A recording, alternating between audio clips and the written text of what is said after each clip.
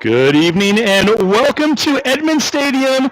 It is April Fool's Day, but we are not fooling you here. There is, in fact, football tonight on a Thursday night in April.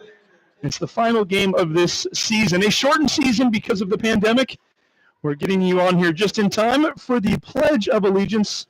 I'm going to go ahead and turn my mic down and we will do the pledge. Please salute. I pledge allegiance to the flag of the United States of America and to the republic for which it stands, one nation, under God, indivisible, with liberty and justice for all. And now, it's time for Friday Night Live.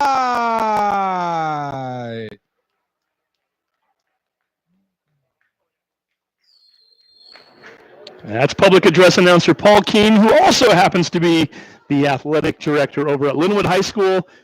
He's informed the fans that we are ready to go. It is senior night at Edmonds-Woodway High School. They're the hometown team tonight, wearing the home green uniforms. 4 wins and 0 losses on the season, taking on a Meadowdale Mavericks team that is 2 wins and 1 loss. Unfortunately for the Mavs, losing a game last week due to health concerns, and hopefully everybody doing much better tonight. We've got a team of players over there hungry to get back out onto the field after 2 weeks away. 1 week off. 14 days ago was their last game. Big game that was. Our best game that we've seen here this year so far in terms of the competitive balance of it. That was a game in which Meadowdale defeated Linwood 13-7, thanks to Ian Newsom's 38-yard interception return for a touchdown with 7 minutes to go. Edmonds-Woodway, their games haven't been so close here. As a matter of fact, they've been dominating their opponents here. They've outscored their opponents here at the stadium 147-7 so far this year. 2 shutouts. Defeated Mount Lake Terrace 44-0.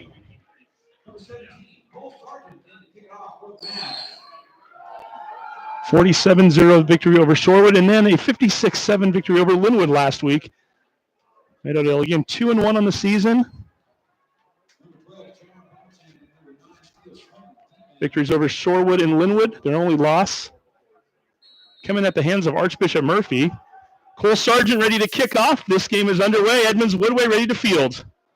Ball taken at the 21-yard line. Returned upfield for 12 yards, and that is where Edmonds-Woodway will start for the first time tonight. Nathaniel Marinas getting the carry there, getting the kick return, and here we go. Edmonds-Woodway on offense tonight. Undefeated, trying to end their season that way. Starting quarterback Cruz Caldwell, the senior, number 4. He's 5'10", 155 pounds. His running backs, Steele Swinton. Steele's had 9 touchdowns in the last 2 weeks alone, 11 on the year. All Wesco football player last year, had nearly 1,000 yards rushing. He wears the number 9. He's 5'8", 155 pounds. Also Ryan Fahey, number 3 in the backfield, 5'11", 185. Speaking of which, Fahey with the first carry of the night and not going anywhere.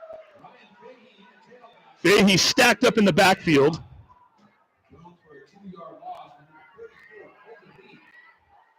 Few different players there coming on to make the tackle. Colton Leith, one of which, number 34, senior. We'll mention him here in a moment. The rest of your skilled positions for Edmonds-Woodway. Your starting split end, Nate Tesfacion. He's a senior, number 7, 5'11", 160. Has a couple touchdowns on the year. Dylan Rundorf is the number 80. He's your flanker, 5'10", 170-pound senior. Isaac Wicks, number 88, is your tight end, 6'1", 190 pounds. Pass out to Swinton in the flat, left side, gets ahead for a nice gain. Call right around 6 yards on the play. It's going to bring up a 3rd and about 5 yards to go. Your starting offensive line for Edmonds-Woodway, your left tackle is number 55, Reed Burmeister. He's 5'11", 180-pound sophomore. Your left guard is number 69, Evan Gibbs. He's 5'10", 195-pound junior. Your center is number 74, Nick Arico. He's 5'9", 230-pound sophomore. We'll get you the rest of them here in just a moment. Pitch to Fahey. Not going anywhere. Taken down in the backfield. Chauncey Gant. Gant ready to make the tackle there. 6'2", 260 senior. Edmonds-Woodway is going to go 3 out as they look to punt. We'll give you the rest of the EW offensive line. Your right guard is number 57, Riley Johnson, who is a 6'2", 215-pound junior. And rounding out the line is number 73, Chase Holland. He's a 5'11", 270-pound senior. Wicks back to punt. Gets off a nice kick. Takes a bounce at the 35. Fielded for a moment and fumbled, and falling right back on it quickly is Sam Libar. Definitely could have been a problem there. Libar able to fall on it at the 30-yard line. There is a penalty marker down back around the line of scrimmage.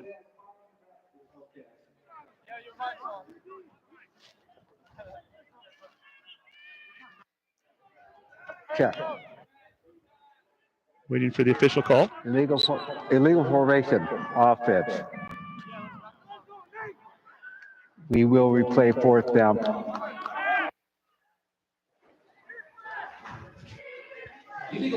Illegal formation against the offense, as you heard there. They will replay the kick. It was a 40-yard kick. Again, no return there as Liber had to fall on it.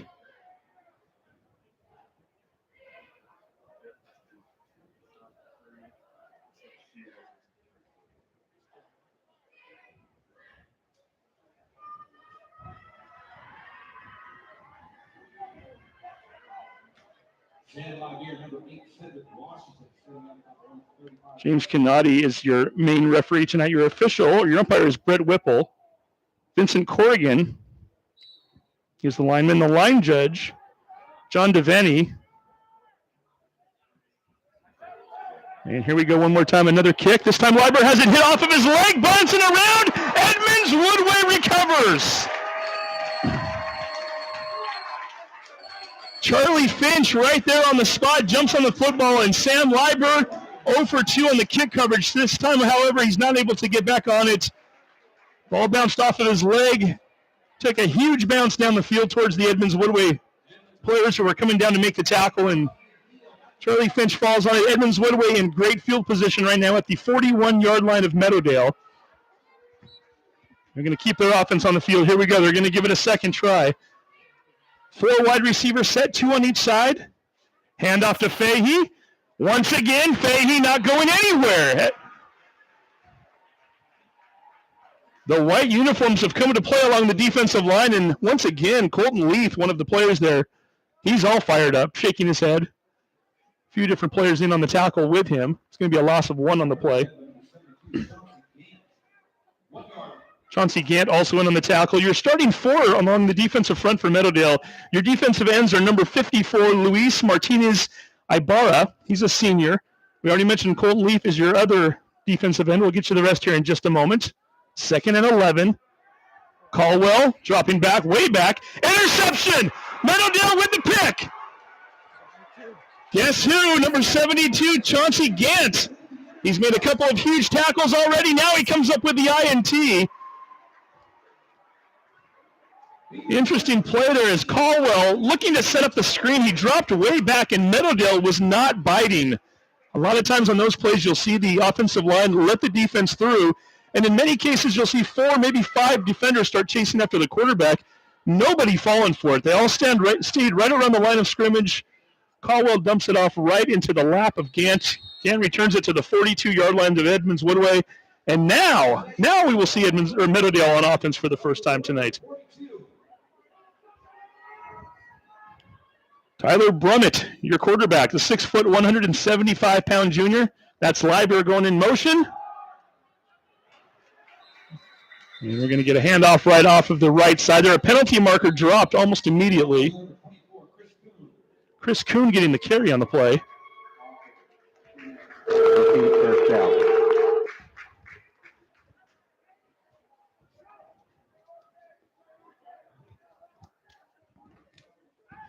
They called an illegal use of hands there on the play. So that one's going to come back. So Meadowdale, you're looking at your running back situation, listing 3 starters, and one of them is not even Kuhn, who had the carry there. You're listed starting tonight for running back. Number 45, Ian Newsom, all Wesco player last year, 6 foot, 220-pound senior. We already mentioned Sam Lieber a few times tonight. He's number 1, 5 foot 10, 180-pound senior. And number 8, Cedric Washington, is a 5'9", 165-pound junior.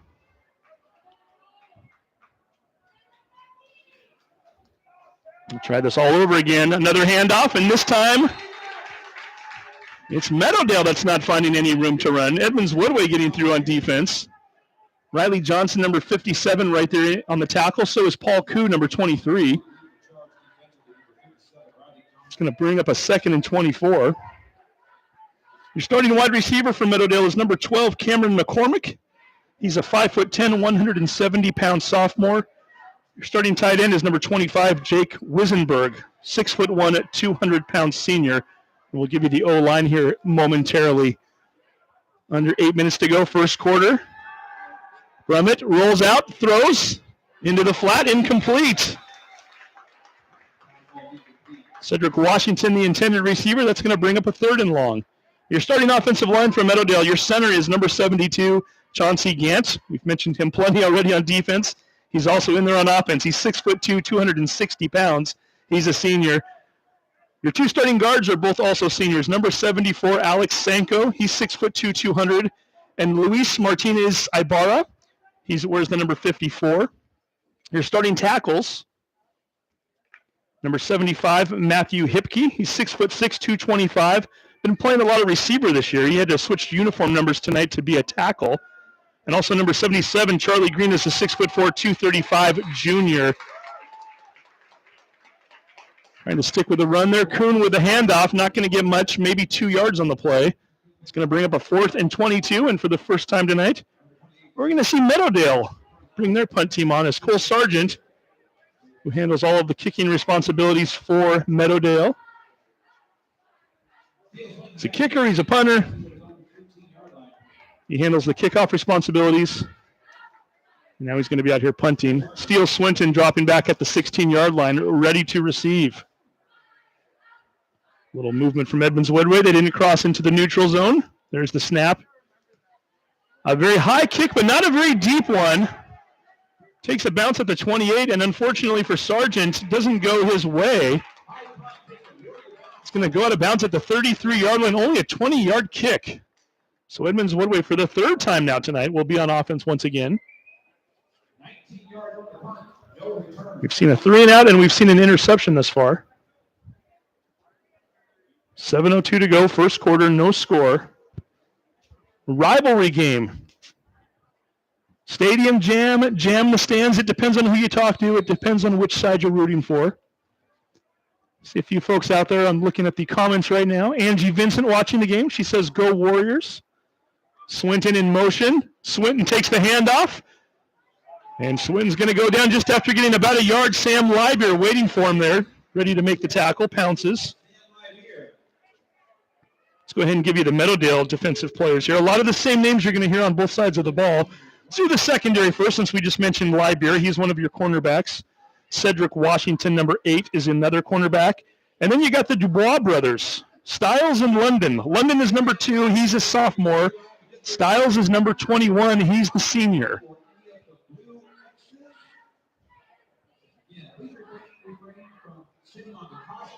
Second and 9 coming up. All is resting on that left hash mark. Caldwell rolls out to the short side, looking to throw. Throws. He's got a man open. And he cannot quite come down with a football there. That was Rundorf on the carry, or on the catch. Dylan Rundorf wide open. However, the ball was a little bit short and right along the sideline. And I think Rundorf perhaps was maybe trying to look down a little bit at his feet to figure out where he was in terms of being in bounds, and consequently could not come up with the football. And that's going to bring up a 3rd and 9.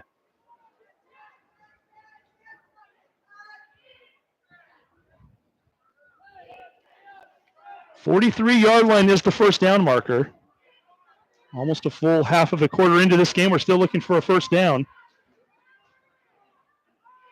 Caldwell sending Swinton in motion, fakes the handoff, throws back to Fahey. Got some room over there, has a couple of blockers. Up past midfield, down around the 48-yard line. Ryan Fahey with a first down. Picks up a little screen pass there for a 17-yard gain.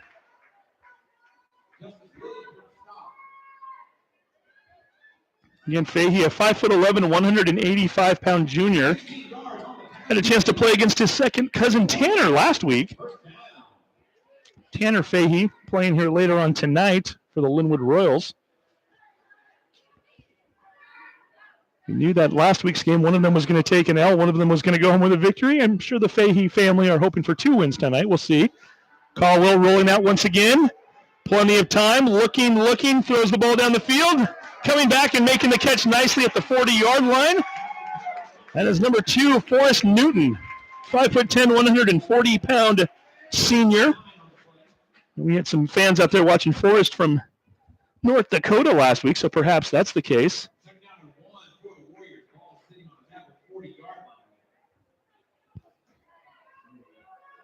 Mark Ingram's rooting for Charlie tonight. Looks like Paul Holman from Linwood is chiming in already. The kicker for Linwood. Get you guys back here in just a moment here. Another handoff to Fahey. Drags a couple of tacklers. Finally gets inside the 35-yard line, down to around the 34. Comes up with a first down on 2nd and 1. Paul just asked, Ryan Fahey and Tanner are second cousins, so their dads are first cousins with one another. And I've got somebody else on the comment asking about Kevin Pratt. We'll get to him here shortly. He's number 21, by the way. Senior night for the Warriors, so Kevin playing his last home game here this evening. Another 4-receiver set here. Edmonds-Woodway, 2 to each side. Swinton and Newton on the inside. We've got a referee timeout here for a moment.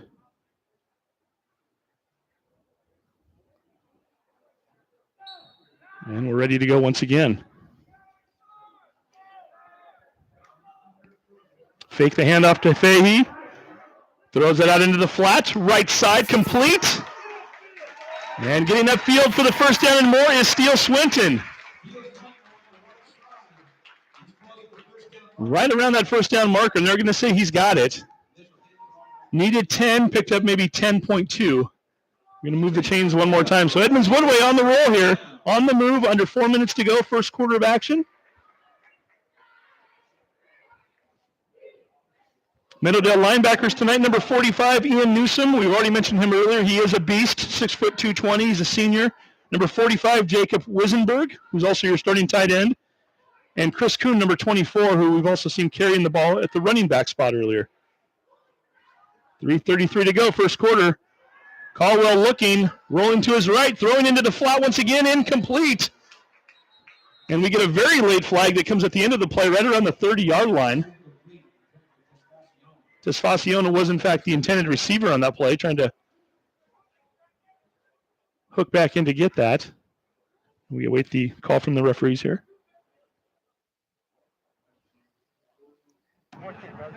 Roughing the passer, defense, 15-yard penalty. We may have a first down.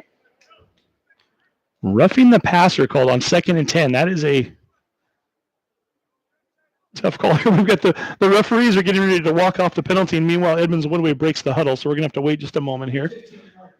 15-yard penalty at the 24, so that's going to be half the distance to the goal, which should take them down to the 12. And that is, in fact, where the officials will stop right there. That'll set the ball to the 12-yard line, 1st and 10 for the Warriors. Paul Holman pointed out to me that he's also the starting linebacker for Linwood. Paul, I did not want me to short you, absolutely. Best of luck to you guys tonight. Big game coming up against the Hawks. 4-receiver set one more time. The clock is ticking. Caldwell keeps it himself after faking the handoff to Fahey right around the 5-yard line where he's finally dragged down. He's going to run back over to the sideline to talk to Coach John Gradwell, 25th year head coach for Edmonds-Woodway. Gradwell, who in the season opener this year picked up his 150th career win. Looking for win number 154 tonight if he can get it. And we're still looking for our first points of the game. 2:45 to go here in the opening quarter. Edmonds-Woodway threatening. 2nd and 4. They can get a first down at the 2. Hand off to Swinton. Jitterbugs a little bit. Finally goes forward there, right side. He's finally brought down right around the 3-yard line.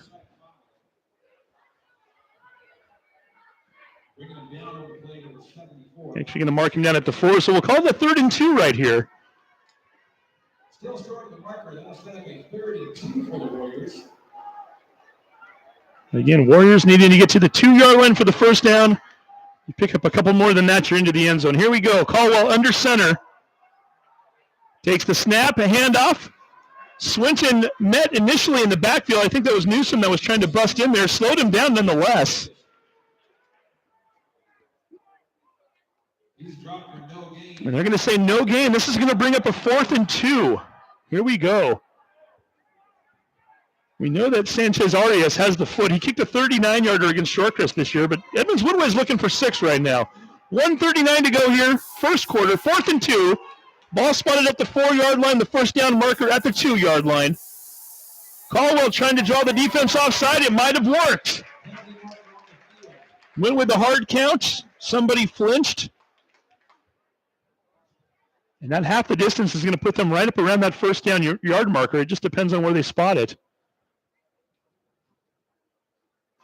Again, that's normally a 5-yard penalty, but when you do not have 5 yards to march off, you go half the distance to the goal.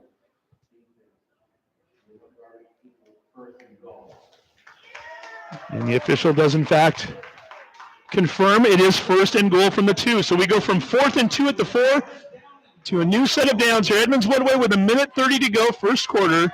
Looking to strike first. Looking to get a victory here in the final game of the season. Trying to draw the guys off sides again. He recognizes Ian Newsom's trying to shoot the gap there right in the middle. Handoff goes to Swinton. Swinton lunges forward. He's into the end zone. Touchdown, Warriors! For the 12th time this year, Steele Swinton into the end zone. Edmonds-Woodway with a 6-0 lead here with 1:14 to go in the first quarter.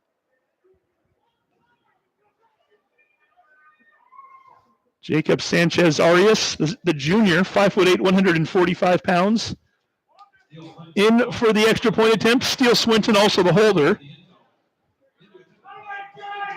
Reed Burmeister will be snapping the football.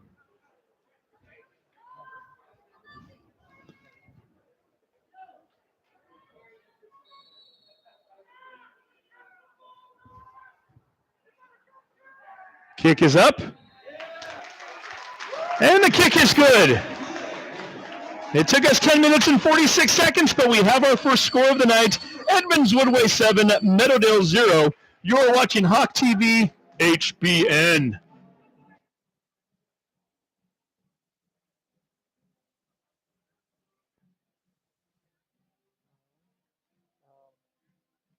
Started at the 33.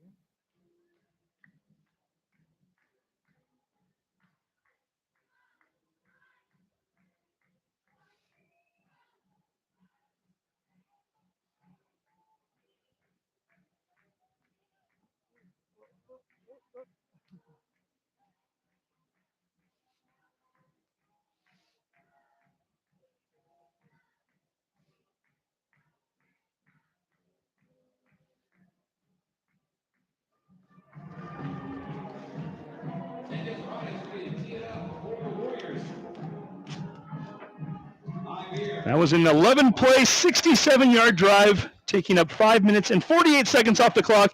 Edmonds-Woodway with the 7-0 lead, thanks to the 2-yard carry of Steele Swinton into the end zone.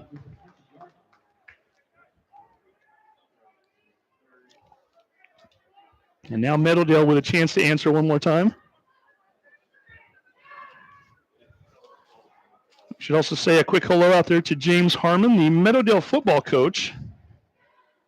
Staying home tonight, doing a quarantine, close contact quarantine. So we report that James is doing well. We were told anyway, and wish him all the best. Michael Cook, the defensive coordinator, taking over on the sideline tonight for the Mavericks. And I have a feeling, knowing James, it's probably driving him nuts not to be here. He loves this game. He loves this team. And he's going to be doing his darndest to root them on right now. And here we go once again. Sweeping handoff, getting forward, and then getting a good lick at the end of the play. As Lybeer with the carry, Fahey coming over to finish him off. George Cartano also in on the tackle. This is an Edmonds defense that's been stingy all year, only giving up 20 points so far. Your starting D lineman, we just mentioned Cartano. He's number 66. He's a 5'10", 225-pound senior. Riley Johnson, all Wesco last year, 6'2", 215 junior. And Emron Abdulkader, defensive end, he's number 35. He had a safety in that Mount Lake Terrace game. He's 6'2", 185, and he is also a senior. Handoff up the middle, nothing doing there. Edmonds-Woodway ready for that one.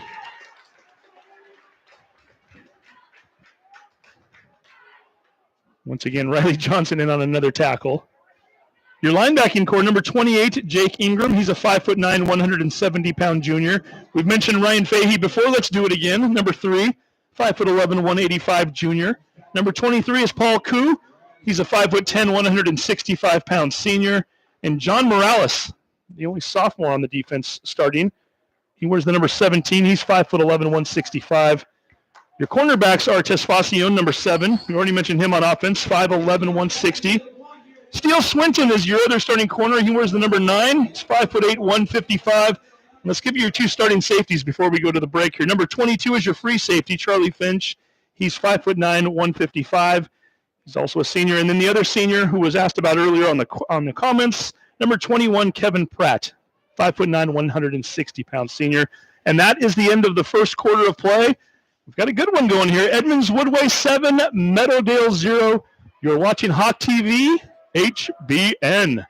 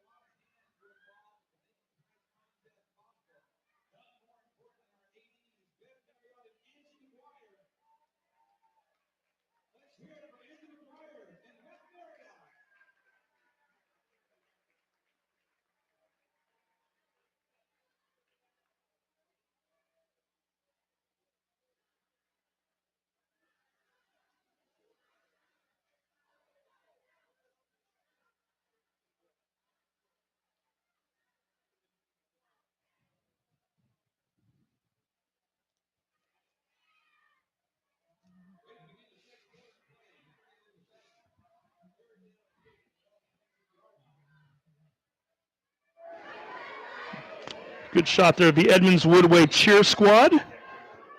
Handful of seniors on that team as well. We want to congratulate them on also everything they've been doing this year. Libby LeCompte, cheer organizer. Brummett looking to pass. Deep down the field, into traffic. The ball's intercepted. Kevin Pratt playing a little center field there, just waited on that football. Picks it off, returns it a few extra yards, and Edmonds-Woodway is in business one more time. This time, they'll take it over on the 43-yard line of Meadowdale. Already up 7-0. First quarter plays from scrimmage is the stat that Doug Podrowski handed me. Edmonds-Woodway running 16 offensive plays in that first quarter. Meadowdale 5. We'll even give them the one they just ran there. That makes Meadowdale 6. So it's a 16-6 advantage, and Edmonds-Woodway with the football once again.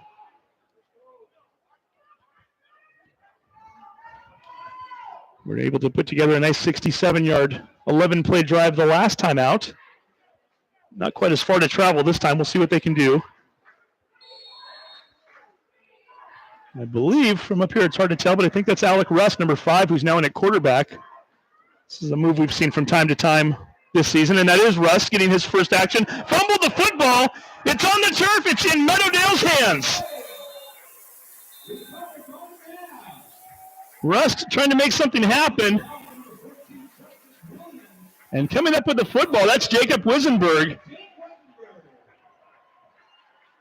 Didn't see who made the initial hit there, but Wisenberg jumping on the football as they had stacked up Rust. That's going to give Meadowdale the possession at the 42-yard line.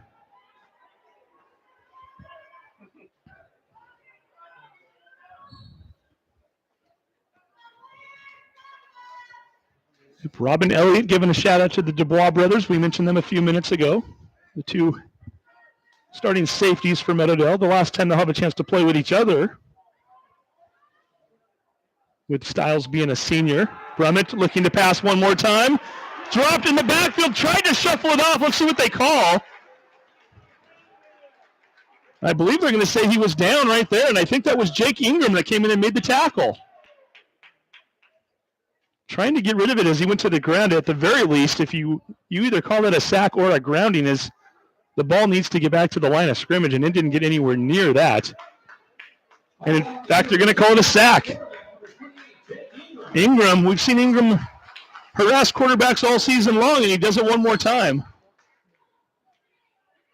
Only a junior, 5'9", 170. He likes to attack the quarterback and does a pretty nice job of it too. 14-yard loss on the play for Brummett.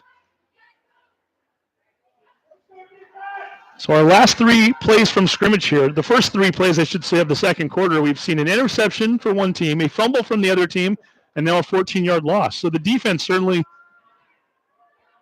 starring here in the second quarter thus far. Let's see if we can get something different going on here. 11:22 to go, second quarter of play. Washington in motion, a handoff. And once again, Meadowdale going the wrong way. Kuhn, number 24, with the handoff. He's going to lose a few yards. Treasure Jordan getting his name called.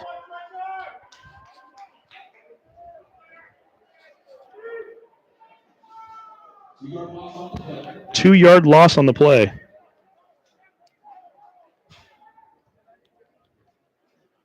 Looking at a 3rd and 26 right now. Meadowdale needing to get to the 48-yard line, their own 48-yard line for a first down. They're going to stick with the run here. Kuhn off right. Might have gotten back to the 25-yard line, a gain of 3 on the play. Going to bring up a 4th and long, and once again, Steele Swinton dropping back to return.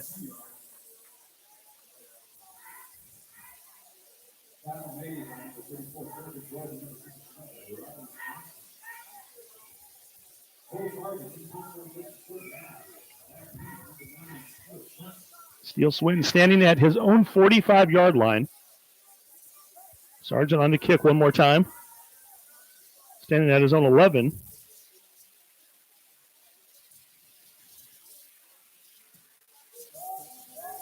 Not as much height on this one, but gets a nice bounce at the end. Swinton feels it at the 40. Taking it off the right side, leaps over one player. Flag comes flying in. Took it off the bounce, returns it for 16 yards. We'll see if this one stands or not. Had to leap over Jake Ingram there, and that's right around where they ended up throwing the flag at. Doing the return, personal foul, blindside block, green.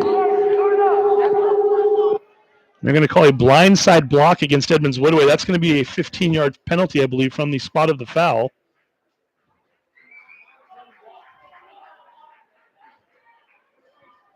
Continuing to march that one off. It looks like they're going to put it right at the 36-yard line.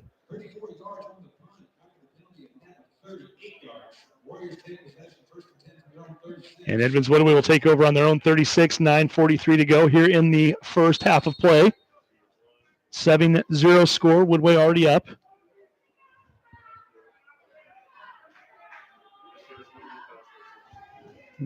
Elizabeth Marriott, the activities coordinator over at Meadowdale, rooting on her Mavs. We see her putting a comment up there. Rust staying in the game, throws deep. He's got a man down the left side, incomplete. Nicely defended. Sam Leiber getting up a hand at the last moment. Dylan Rundorf getting a little run there down the left side and had a couple of steps on Leiber. If that ball's just floated a little bit further, Rundorf might still be running, but Leiber doing a nice job of getting that hand up at the last second and pawing that one down to the ground.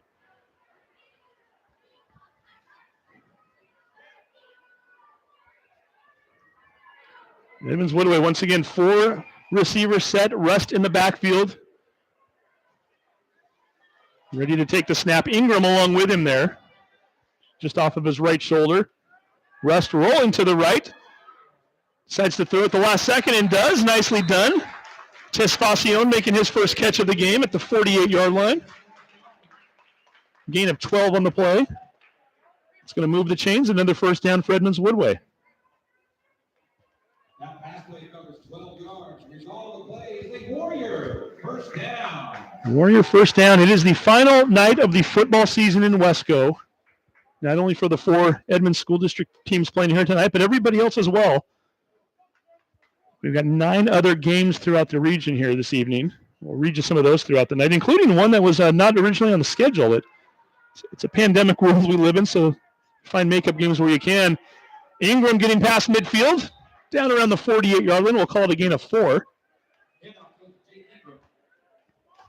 Yeah, Stanwood, unfortunately, having to shut down their football season early due to COVID-related issues, and so that left Marysville-Pilchuck without a game, and they had to go all the way down to Union, down by Vancouver, to fill that game. So Union, whose head coach and athletic director is Rory Rosenbach, who was the longtime coach at Glacier Peak and is a Snohomish alum, so he knows the area fairly well, decided to take the game on. So they're up here tonight also, playing over at Marysville High School. Swinton with a sweep, looking for room along the left, cuts it up.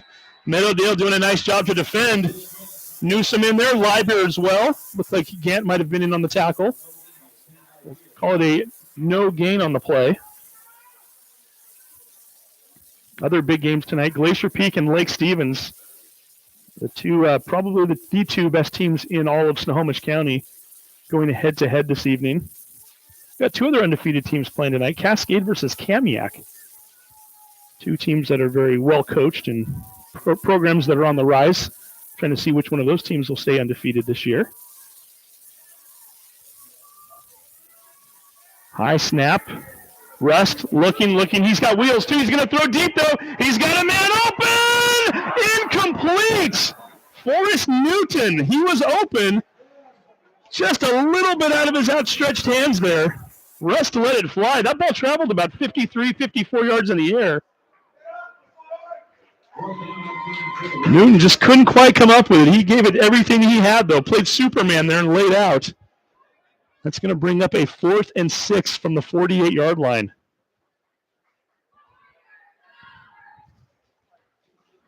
Forrest Newton. We know, like I said, we got to know the family there a little bit on the chat here last week on YouTube. They were watching from North Dakota. Cousin Charlie, I think, was watching. We got a Tesfacion fan that's watching also. Just saw that in the comments. We're going to get a timeout here with 7:30 to go. Meadowdale is calling the timeout, so they're looking to get something set up here. Again, 4th and 6 from the 48. I'll save you the math there. Meadowdale, or Edmonds-Woodway rather, needing to get to the 42 for a first down.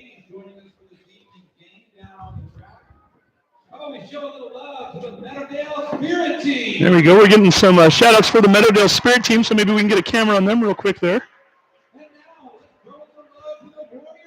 And now we're going to put the Warrior Cheer Squad on there. Okay, so Paul Keene getting the crowd a little fired up to show some love for the cheer squads. We already mentioned Libby Lecompton Hertz squad there at Edmonds-Woodway. Jade Perry and Sherman Davidson coaching the Meadowdale team, a very large Meadowdale team. I think last week we tried to count, it's like 26, 27 girls down there. So good to see the cheer squads also getting a chance to do what they love this year. It's not just the athletes necessary. It's the folks that are involved with other activities and clubs and everything else around the schools finally getting a chance to get back together and make it feel like it's a little more like normal this year, which is good.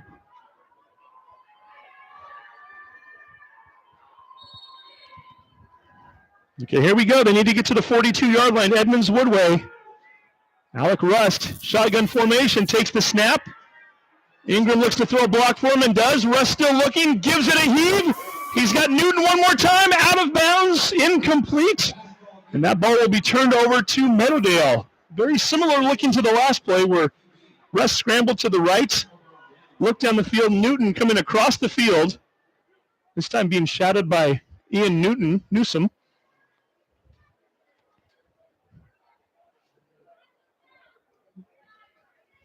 This time, Newton a little bit closer to the football. However, this time the ball sailed out of bounds, so getting used to that one. Newton guarded by Newsome. And for the sake of the outcome of the play, advantage Newsome. So Meadowdale back out onto the field offensively at their own 48-yard line, trailing 7-0 here with 7:20 to go, second quarter.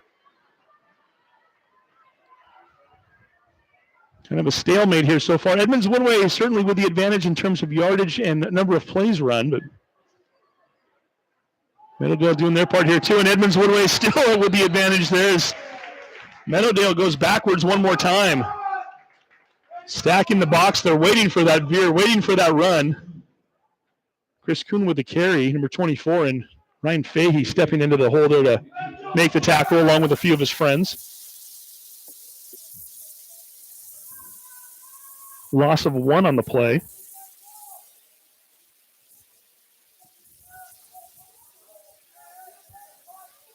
And with the exception of a cross-country meet tomorrow, this is the final fall sport of the 2020-2021 school year. That ball's on the ground. Recovered on his knees is Brummett. A little confusion as to what he wanted to do with that one. He falls in it at the 45. That's going to be a loss of 2. Going to bring up a 3rd and 13.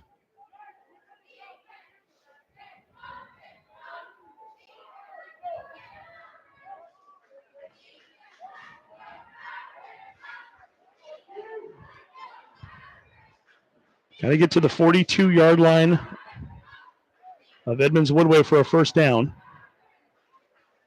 A little bit of confusion here at the last second as we see London Dubois come in, and it's like Colton Leaf going off on the side.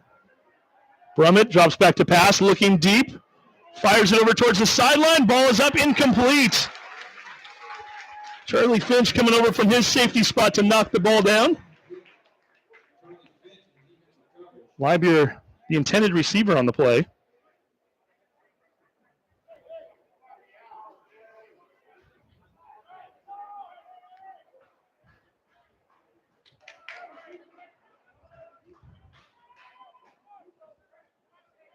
And we're going to get another Cole Sargent punt here in a moment.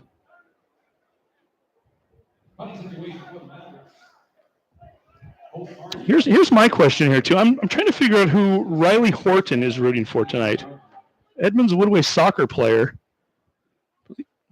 dating Cole Sargent from Meadowdale. So a relationship divided there between Edmonds-Woodway and Meadowdale. I'm guessing maybe she roots for the kicker when he's in on the action on the field, and maybe otherwise she's rooting for the green team.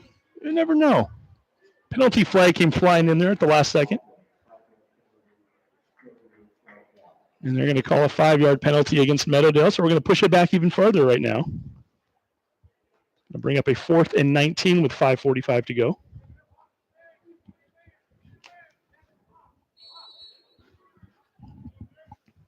Steele Swinton standing back at his own 35-yard line. High snap. Nice job by Sargent just to get to it. Nice kick's going to bounce right around the 37-yard line. Takes a little bit of a roll and then comes to a stop right around the 33. 28-yard punt, no return on the play. So Edmonds-Woodway bringing the offense out onto the field one more time. Up by 7 already. Looking for more. It's Jam the Stands night. It's Stadium Jam night. Whatever you want to call it. It tends to be a pretty good game over the years, too, and we'll get to that here in just a moment as I'll go through some stats here. Went back and looked on Wesco Athletics for the last 10 years worth of games between these two, and it's fairly evenly matched. Definitely can't say that one team has dominated the other. We'll get you those a little later on here during the second quarter, but it's been a back and forth over the last decade. Steele Swinton right up the middle, finds a little bit of room to run. Pick up a 4 or 5 yards. I know Roger O'Neill, the historian over there at Meadowdale, a great athlete in his own right, and now is a teacher and coaches the basketball team, the boys basketball team. He's kind of Mr. Stats guy for Meadowdale, so I perhaps should have asked him if he had any kind of numbers for me. So we went back to 2010 anyway, and that's as best as we did with this particular year.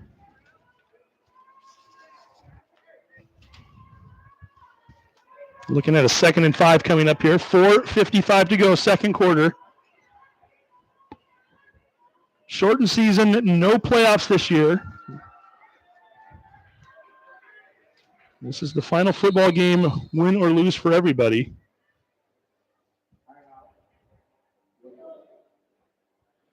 So I've got this in my hand right now. So in the last 10 years, this goes from 2010 through 2019, Meadowdale has a 6-4 advantage over Edmonds-Woodway in terms of wins and losses. And some of the games have been very close, albeit the last 3 years. I take that back. The last 4 years, the game has not been closer than 14 points, with each team having 2 wins during that period. We had a 3-year stretch, 2013, 2014, and 2015, when the games were 7 points or less, and some of those games were really good. I remember we had an overtime game one year. We had a last-second field goal kick another year. Edmonds-Woodway in that stretch, they won the last game in 2019. That was a 27-13 game. So Edmonds-Woodway winning in 2019, 2017, 2013, and 2010. Meadowdale winning the other 6 years. 4 receiver set once again. Edmonds-Woodway keeping it in shotgun formation. Pass to Spacion, got turned around a bit, couldn't quite come up with it.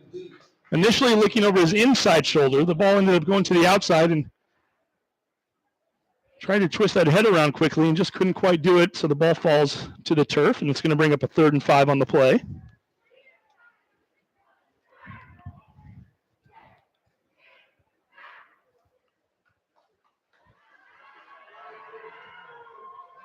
A lot of Linwood and Terrace talk going on the chat right now. Very interesting. They're coming up at 8 o'clock tonight, so this is a doubleheader this evening.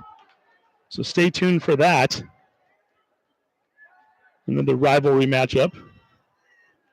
Caldwell back in, by the way. We should have pointed that out as Rust had his 2 possessions.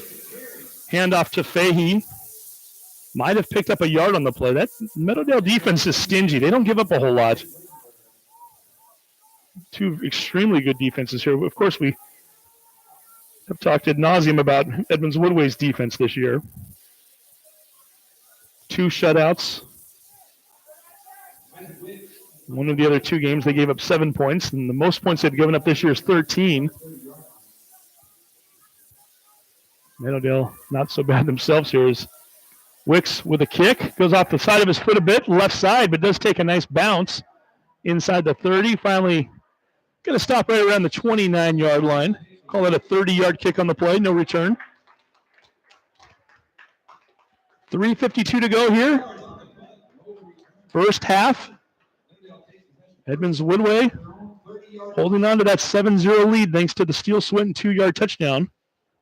Going to pipe Doug Podrowski, who's down below me here. Doug, are you? We got you on there? Yeah, I can hear you. I don't know if I can get you to do this how quickly you can, but any idea as to what we're looking at for stats in terms of yardage, total yards per team right now, or ballpark figure? I won't make you do all the math in your head, but I can tell you that Meadowdale has 0 receiving yards because they haven't completed a pass yet. Well, that'll do it, yeah. And that sack really hurt them, it's going to be close to 0. Close to 0, yeah. And Edmonds-Woodway, not a ton themselves, but they certainly have a couple of drives. So here we go again. Thank you, Doug Podrowski.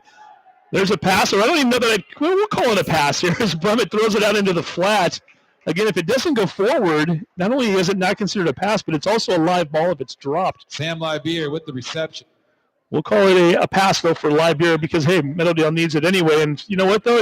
You're going to call it right back at the line of scrimmage, so I guess the number is going to stay at 0 in terms of the receiving yards anyway.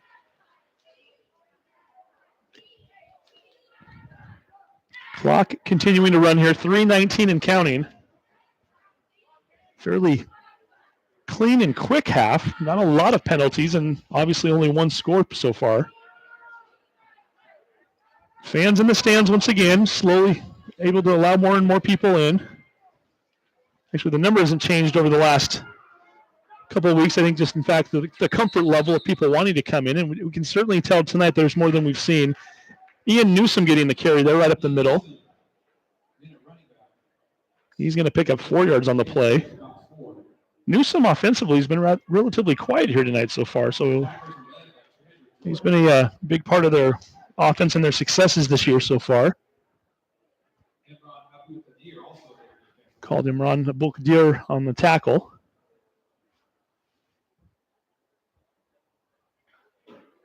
Again, technically it is senior night for Edmonds-Woodway, but really it's senior night for everybody here as both teams play their home games at this stadium. Meadowdale recognizing their seniors last week or last home game is Barmett looking to try to run off that right side there and doesn't find a whole lot of room. Might have gotten a yard. Did get a yard on the play. We'll call it 4th and 5. It's going to bring up a 4th and 5. 2 minutes to go. Clock continues to tick away here. Both teams with 2 timeouts remaining. Don't know that that's going to be something that Meadowdale is going to need to keep an eye on as much as Edmonds-Woodway once they get the ball back. And Woodway very smart and very wisely here, just letting that clock go down a little bit. They're probably not going to see it again on offense, so why give Edmonds-Woodway the extra time? The Warriors aren't going to call a timeout. Meadowdale says, you know what? Let's take that play clock all the way down to 1 second, and then we'll call a timeout, and that's exactly what they'll do. So with the 1:29 to go, we get a timeout. Okay, let's do this the right way. I tried to do this during the first quarter, and I found out that the picture that I had taken for the official crew was a little bit fuzzy, and I couldn't read it very well, so I kind of stopped in the middle there. But this time I have the actual piece of paper here. So your officials for tonight's game, James Kennedy is your referee. Your umpire is Brett Whipple. Your linesman is Vincent Corrigan. Your line judge is John Deviney. And your back judge is Rollis Telemotu. We can't thank them enough. Again, I don't know if anybody ever follows this. I know newspapers have done articles about this in the past. I think I saw something online the other day, even in regards to basketball coming up. Numbers have been down across the board for officials throughout the state and probably throughout the country for that matter. And it's a thankless job. And hey, if you're a parent out there watching, how many times have you gone to a game and actually booed these men and women who are doing that job? And it's difficult. It doesn't pay a lot. It's stressful. It's tiring. And like I said, at the end of the day, their faults are brought to everybody's attention more than the great job they're doing. But they work hard behind the scenes, and like I said, they're far and few nowadays. So we certainly thank them for being out there on the field tonight and making it possible for us to have games even. Sargent on to kick one more time. Getting quite the workout there with his foot. Catches it at the 20. His best kick of the night there. That one's going to travel all the way to the 36-yard line. Bounces out of bounds right around the 34. See where they spot it here. Going to call it at the 33-yard line. A 37-yard kick for Sargent. With 1:22 to go, Edmonds-Woodway. They do have 2 timeouts remaining. They've got 82 seconds to get the ball down the field. 67 yards away from scoring a touchdown and more than likely probably a good 45, 47 yards away from putting themselves in field goal position. We'll see what they elect to do here. Caldwell back in at quarterback one more time. Cruz Caldwell, the senior. Snap was a little bit high. Ingram takes it, runs right up the middle, put his shoulder down like he was ready for some contact, and there was nobody to hit, so he just keeps lunging forward and finally goes down right around the 38-yard line. A gain of 5 on the play. We'll call it 6. They're going to put it up on the board as a 2nd and 4. No huddle offense. That clock continues to run. We're now down at a minute to go. Caldwell rolling out, looking downfield, continues to look, throws towards the sideline. He's got his receiver open and incomplete as Swinton just could not quite hold on to the football. Wisenberg back there, as was Newsom. It might have been one of those cases where you're under a minute to go. You know that you've got clock issues, and perhaps Swinton was going through the different scenarios in his head as to what he was going to do once he caught the ball in terms of getting up the field or going out of bounds or what he might be wanting to do. And in the process, the ball goes right through the hands and incomplete. It's going to bring up a 3rd and 4 with 54 seconds left. You kind of wonder if you're Edmonds-Woodway, if you don't get any yardage here, do you go for it or do you try to do something else? You may not have to worry about it after this play as Swinton cuts it back, gets the first down and then some. Taken down at the 45-yard line, 43 seconds left. The clock will stop long enough to move the chains. He did not go out of bounds, so once a little bit of confusion over there from the chain gang, they're not even ready to move yet, and finally asleep at the wheel over there as they're finally moving there now, and we get a lot of confusion here as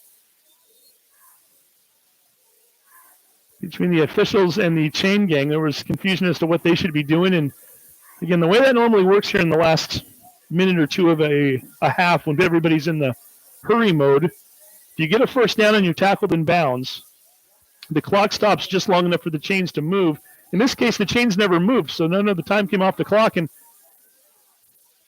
actually, the clock is running right now. It's at 32 and counting, so there was a lot of confusion there. We're going to get a throw right down the flat here, right down the sideline, I should say. Tesfacion coming down with it. Fade route, beautifully thrown. Caldwell put it right where it needed to be, and Tesfacion coming up with a huge catch. 26-yard gain on the play for Tesfacion. I know he's got some fans out there watching tonight. We saw their names pop up on the screen a little while ago. Since he went out of bounds, the clock does stop. 26 seconds left. And we get a little movement along the line there. That one's going to go against Edmonds-Woodway, and that'll push him back 5 more yards.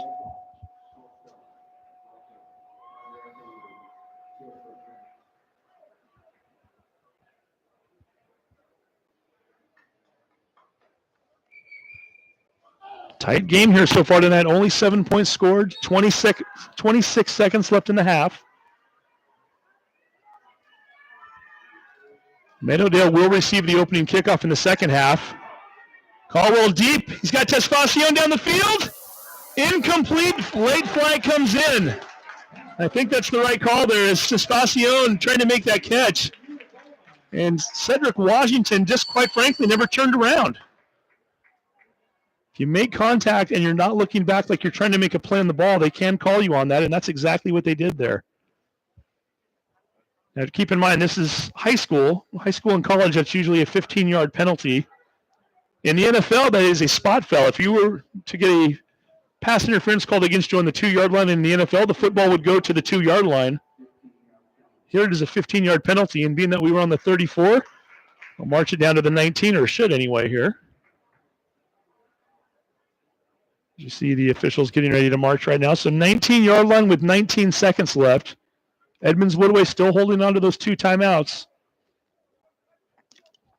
They don't carry over into the second half, so if you don't use them, you lose them. So we'll see what the Warriors want to do right here.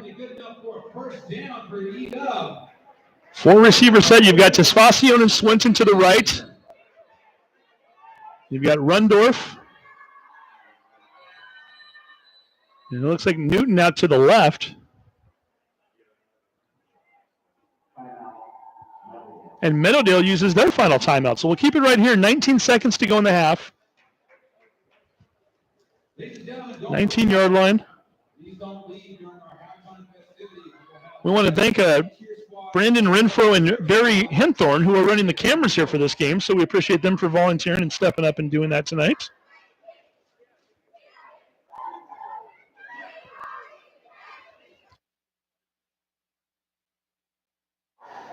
Justin Barsness running the controls right now. Marilyn O'Barry, is she going to run the second game? Is that the plan? Second half. Oh, so they're flipping off at the half. Okay, so 2 Malley Terrace students doing an outstanding job, so we thank them for all that they do. And Angelo Como, of course, at the control. The head honcho, the man with the plan. Fireman. He calls himself a fireman. He's putting out fires, so he's the Malley Terrace High School teacher who runs the HBN Hawk TV program, and he's doing a fantastic job here during this pandemic to make sure that we get all these sporting events on the air, and you're still able to watch the students in action here. And here we go again, 19 seconds to go, first half. Caldwell, shotgun. He's got the 4 receivers. He's throwing towards the end zone. Tesfacion, incomplete. Washington right on him. Another close play there as Washington running right along with him there. This time no flag thrown. It's all good, and that's going to only take 5 seconds off the clock. So if you're Edmonds-Woodway, that's not a bad thing there. You got that play off fairly quickly. You certainly have enough time for at least 2 more plays. If you use those timeouts wisely, you might even have 3. Of course, keep in mind it's 2nd and 10. At some point, if you've got a 4th down, you'd have to decide if that's a field goal or not, but let's find out what they've got. Again, another 4 receiver set. Ingram in the backfield. Caldwell takes the snap. He's looking downfield. He's got some opening on that left side. He continues to look, throws it across his body into the end zone. Touchdown! Forrest Newton. The folks in North Dakota are going nuts. The senior with his first TD of the season at Edmonds-Woodway with 4 seconds to go in the half. They're on the board once again, a 19-yard touchdown. Cruz Caldwell, cool as the other side of the pillow, rolls out to his left. I kept thinking he was going to take off running, kind of shuffling the feet there. Once he passes that 19-yard line, he's past the line of scrimmage and he can't throw it. As much open space as he had, he just kept waiting and waiting. Finally throwing across his body, saw Newton coming across the back of the end zone, completes it. And why don't we tack on another point there as Sanchez Arias' kick is good, and with 4 seconds to go here in the half, Edmonds-Woodway with the 14-0 lead. You're watching Hawk TV HBN.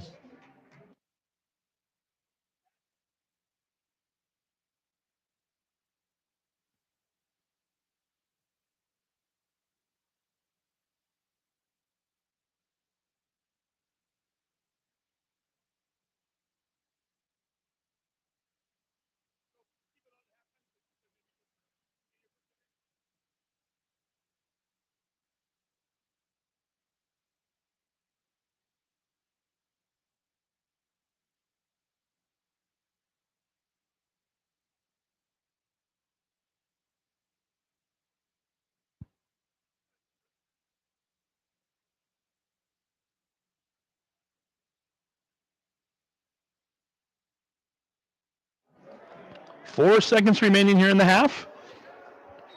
A little squib kick.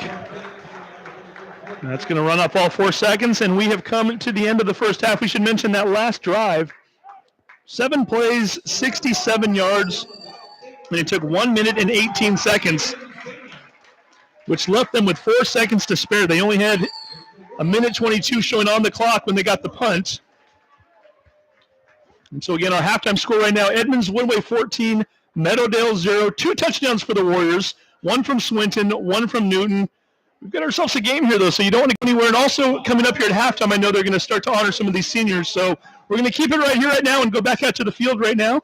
Find out what they've got planned for tonight, as we want to make sure that we're doing our part to honor the class of 2021. Russell Hoff. She is a 2-year varsity cheer member, and this year took the lead during virtual Zoom cheer in preparation for the COVID seasons. Next year, Maya will attend a 4-year university to pursue a degree in international relation. She is supported tonight by her parents, Susan and Jerry, her younger sister, Sophia, and her friends. Ladies and gentlemen, Maya Russell Hoff.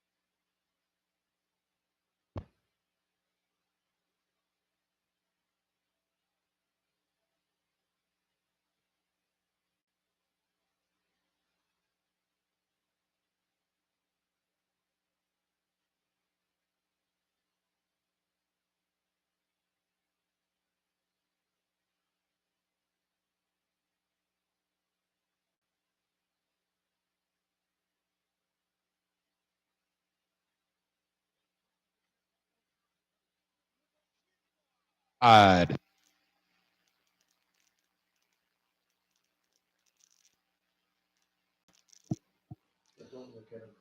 Next up, down on the field, it's a combination of the dance and cheer teams, also known as the Meadowdale Spirit Squad. As they take the field, we'd like to recognize our 4 seniors tonight for Meadowdale. First up, a 4-year member of the Meadowdale dance team, Tatiana Cordell. A 3-year member of the Meadowdale cheer squad, Emma Chi.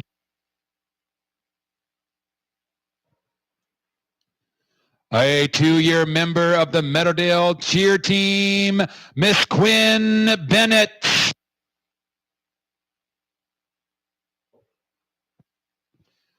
And first-year member of the Meadowdale Spirit Squad, Miss Bella Parrott.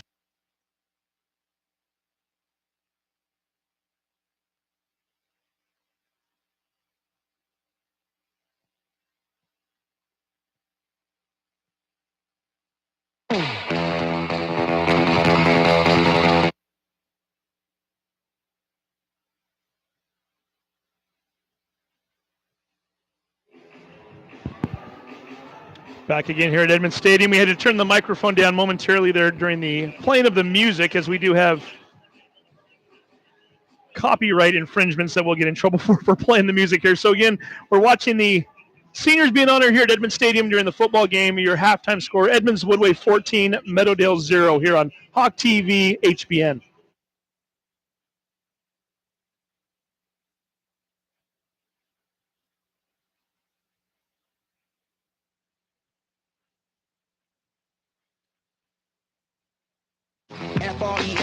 FRESH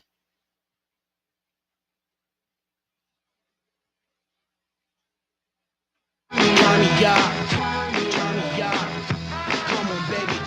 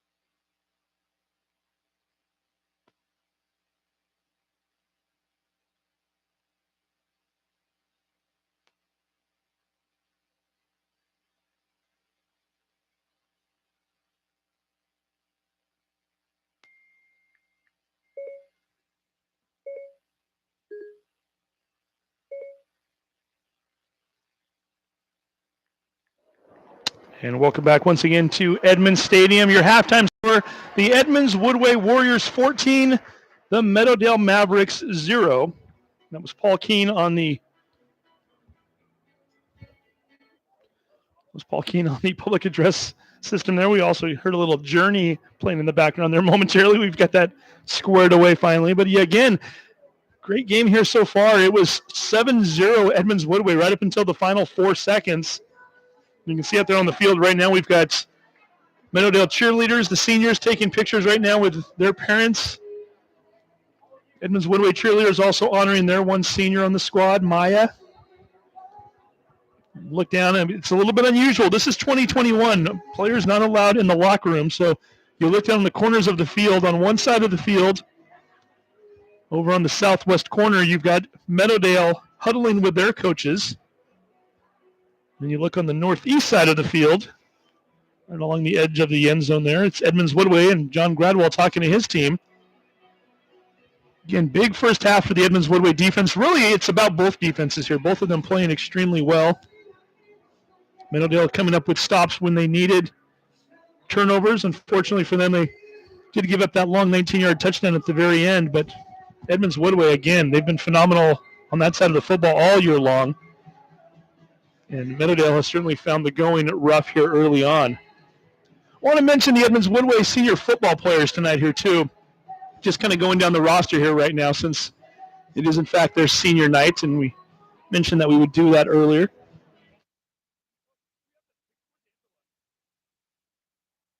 And we'll try to get a picture. I know Angelo Como had a picture earlier.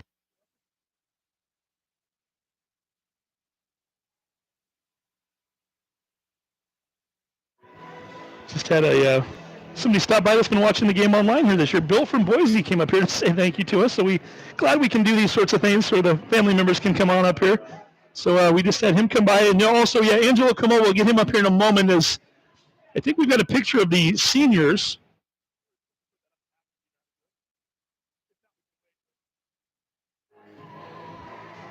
And there we go. I think we're going to try to get that on the air here in just a moment. There it is, a picture of the Edmonds-Woodway senior football players. We'll keep that on the board there for a moment here as we just kind of go through the list. And we already mentioned, you can see Forrest Newton. He's up there on the list. He's actually in that picture on the top row there along the right side. He had the big touchdown earlier. Nathan Tastafacion, number 7. You can see him there in the back, kind of standing in the middle there. It's his senior year. He's had a couple big plays this year. Steele Swinton, of course, number 9, front row, 11 touchdowns this year. Charma Pamacion, saw him get a big touchdown in the opening game against Mount Lake Terrace. He's wearing the number 12, right next to Steele. Continue to look down the list. Dylan Rundorf, he's number 80, second to the end on the right in the back row there, right next to Newton, number 2. Congratulate him on the senior year. And, of course, the 2 starting safeties, number 21, Kevin Pratt, and number 22, Charlie Finch.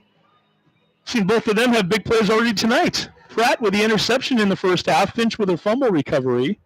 Finch with a nice 65-yard kickoff return last week, too, on a squib kick. Almost took that one to the house. He was tackled on the 5-yard line. Ian Baccia, number 24, 5'11", 180-pound running back and linebacker. And let's see, who else we have? Oh, and I keep missing him on my roster here because he's listed as a junior, but let's go back here for a moment, and certainly we don't want to forget him. Cruz Caldwell, number 4, the starting quarterback for the Warriors this season, and he's third to the end on the right in the back row there. You can see him right behind Charm, number 12. So give him a nice shout out there. Number 31 is Daniel Lopez Galvin. He's a 5'5", 135-pound wide receiver defensive back. He's in that front row kneeling down. So we continue to look down the list here. Emron Abdulkader, number 35. Outside linebacker, tight end. He's been getting after the quarterback all season long. He's in that back row, too. He's the second from the left, standing there, number 35. Got the safety against Mount Lake Terrace. He's been harassing quarterbacks throughout the month of March and into April as well. George Cartano, been an outstanding lineman on both sides of the footballs for his whole career. He wears the number 66. You can see Cartano in the front row there, 5'10", 225. Number 73, Chase Holland, your starting offensive lineman. He's also a senior. I'm going to give him a nice shout out. And I think we've just, well, let's see here. We've got Paul. I skipped over Paul Coe. I can't do that. Paul Coe, number 23. You can see him in there in the front row there right on the end. He's had an outstanding year. Certainly been a huge part of that defense and what they've been able to accomplish. So, again, those are your seniors this year. Those are the guys who have had to endure a lot. The class of 21, they've been through so much together. They've come out the other side. They're quite frankly, they're 24 minutes away from possibly ending an undefeated season. And those guys right there all up on the screen, all doing some fantastic things this year. And that's a team that if this game continues to go the way we think it is right now and they can get the W tonight, I think they're going to be thinking about this for a very long time to come. So we'll go ahead and take the picture down here in just a moment. But again, we wanted to throw out our best to those guys on senior night here for them at Edmonds-Woodway High School. There we go. And also we want to give a little love to the Meadowdale guys, too. It's their final game ever as well, final seniors. Sam Liebler, number 1. We've talked about him a lot. Great running back this season. Cole Sargent. Guy's got a good foot. We have a feeling he'll be playing some ball somewhere in the future. They're 5'10", 155 pounds. He's a senior, number 17.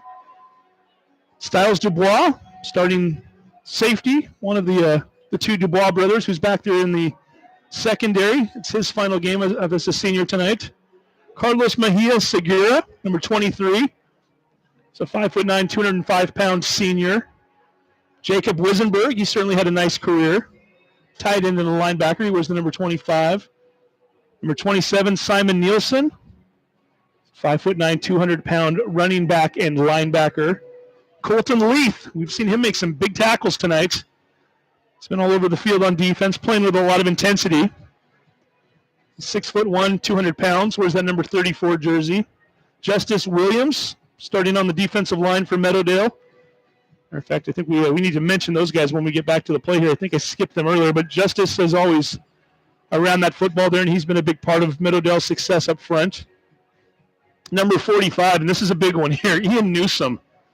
Played a superhero 2 weeks ago here against Linwood, scoring both touchdowns for Meadowdale and picking off a pass and running it back for a touchdown at the very end of the game, giving them the win. He's 6 foot 220, senior linebacker and running back. He should be playing for somebody next year.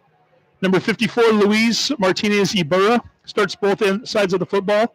5'10", 210 pounds. He's a senior. Joseph Iglesias, 6'4", 250. Wears the number 71.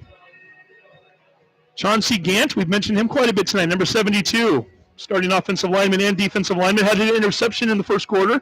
He's 6'2", 260. As we continue to go through the Meadowdale seniors here, there's a lot of them.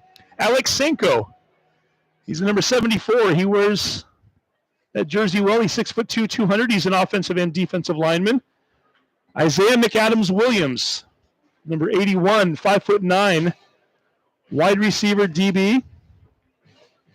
And Matthew Hipke, I've got him down on my roster as number 87, but again, he's wearing the number 75 tonight as he's moved to the line.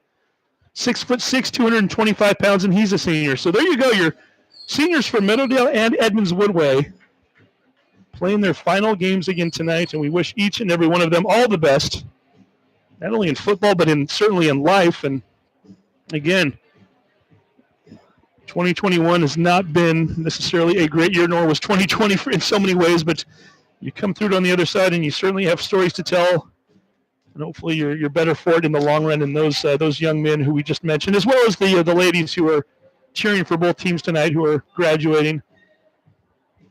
It's been an unusual last 2 years of your high school experience, but again, plenty of greatness to come ahead for each and every one of you, we hope, and we wish you all the best. Doug Pedrowski, are you finally done? Let's finally get to you here. I'm going to bring the mic up here. Doug sits below us outside the booth as we're trying to social distance here. Doug, give us a few stats from the first half. Yeah, quickly, the stats are as lopsided as the score at this point. Edmonds-Woodway, 129 total yards, 129. 105 of it is through the air, surprisingly, for Edmonds-Woodway. Caldwell and Rust are combined for 8 completions of 17 passes for the 105 yards. And then the Edmonds-Woodway defense is the story of this game so far. Edmonds-Woodway defense has held Meadowdale offense to a -4 total yards. Now, 14 of there was a -14 on a sack. So you still got after the quarterback, that right? doesn't help. And the statistic that really shows the lopsided nature of the game, Edmonds-Woodway 10 first downs, Meadowdale 0 first downs. 10-0 in the first down department. Wow. Both teams have 2 turnovers, so that's even. And Meadowdale's kind of hurt themselves also with 5 penalties for 47 yards. I'm going to put you on the spot here, hopefully not too much, but do we know who the yardage leader is for Edmonds-Woodway in terms of receiving? Yeah, that would be Nathan Testafion. Testafion. Yeah, He's got 38 yards, 2 receptions, 38 yards total. And then Newton had the big touchdown, or I guess that wasn't it was 19 yards. So yeah, so okay. So Testafion was our yardage leader. Yeah, Newton has 28 yards. Not too far behind him. 2 receptions. Yeah. The rushing totals are not impressive for either team. No, they are not. But you know what? Ultimately, at the end of the night, those 14 points on the board is what Edmonds-Woodway is looking for, and that's where we're at right now. Doug Pedrowski, thank you very much. Certainly. Doug going to be with us for both games tonight, helping us with stats.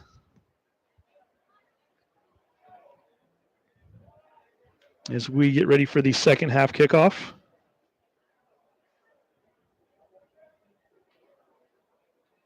Meadowdale won this evening's coin toss and deferred their choice in the second half, so they will receive.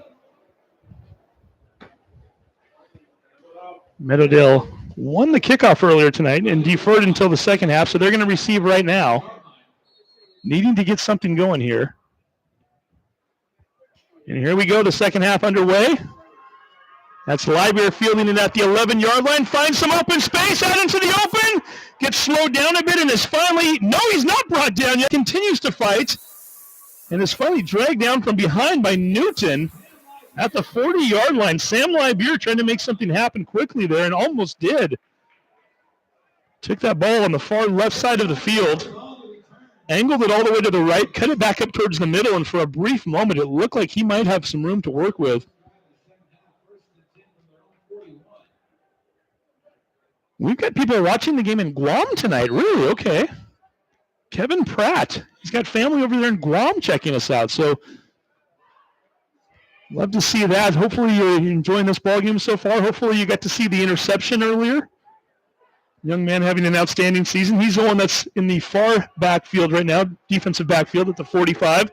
Lieber looking to sweep around and not finding much more room to go there either. Fay, he's slowing him down on the jet sweep. Ingram coming over to finish it off. Tesfacion also stepping up there. Edmonds-Woodway's defense is relentless here. Getting a nice little shout out there for Treasure Jordan, number 34.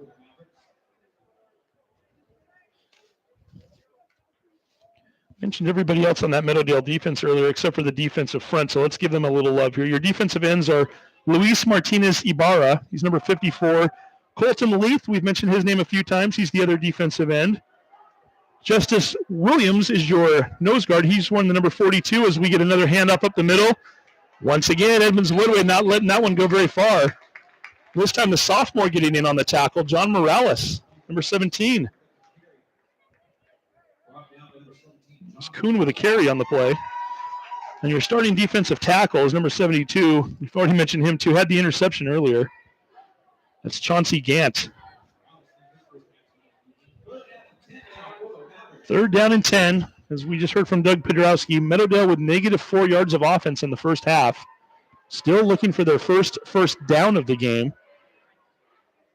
And Brummett this time under center. Drops back to pass. Looking. Getting pressured. Has some room. Finally throws it down the field. Incomplete. 4 different players in the vicinity, 2 of which were on the wrong team. Cameron McCormick, the sophomore wide receiver, number 12, getting a hand up on the play, and Styles Dubois also in the area. And stop me if you've heard this before tonight. Cole Sargent on to punt one more time.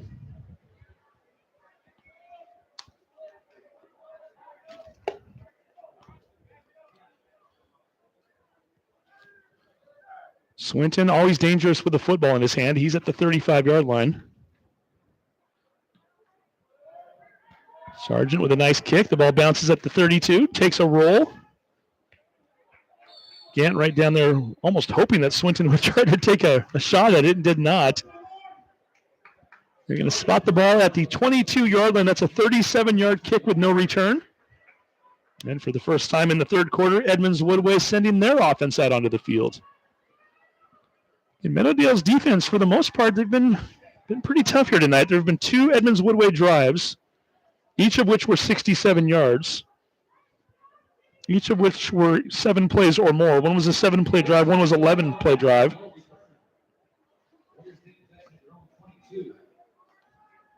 Other than that, though, it's been a pretty hard-fought game there in the trenches, and Meadowdale's been holding their own for the most part. Now let's see if they can do here. Is the snap very high.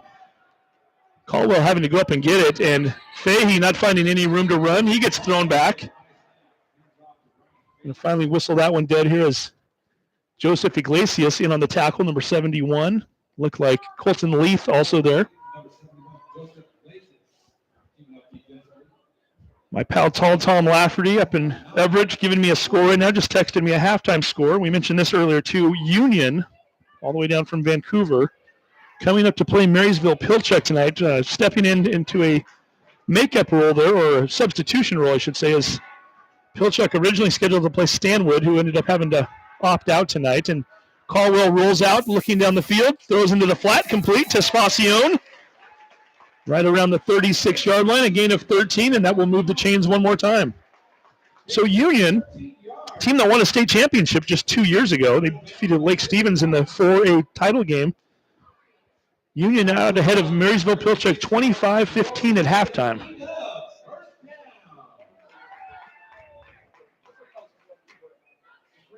It's a Marysville-Pilchuck team that almost knocked off Lake Stevens last week. That was a game that was tied with about 9 minutes to go in the fourth quarter. A Lake Stevens team that hasn't lost a Wesco game or to a Wesco opponent in about 7 years now. Snap, a handoff to Fahey. Looks to go up the middle and might have just tripped over somebody's feet.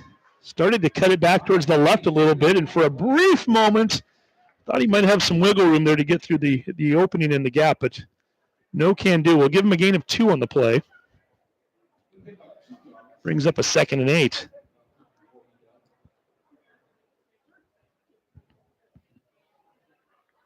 Gloria Day giving a shout out to Kevin Pratt. Pratt, number 21, getting some love here in the last few minutes. We've got people from Guam, people, I would imagine, from other parts. Good to have all of you watching tonight.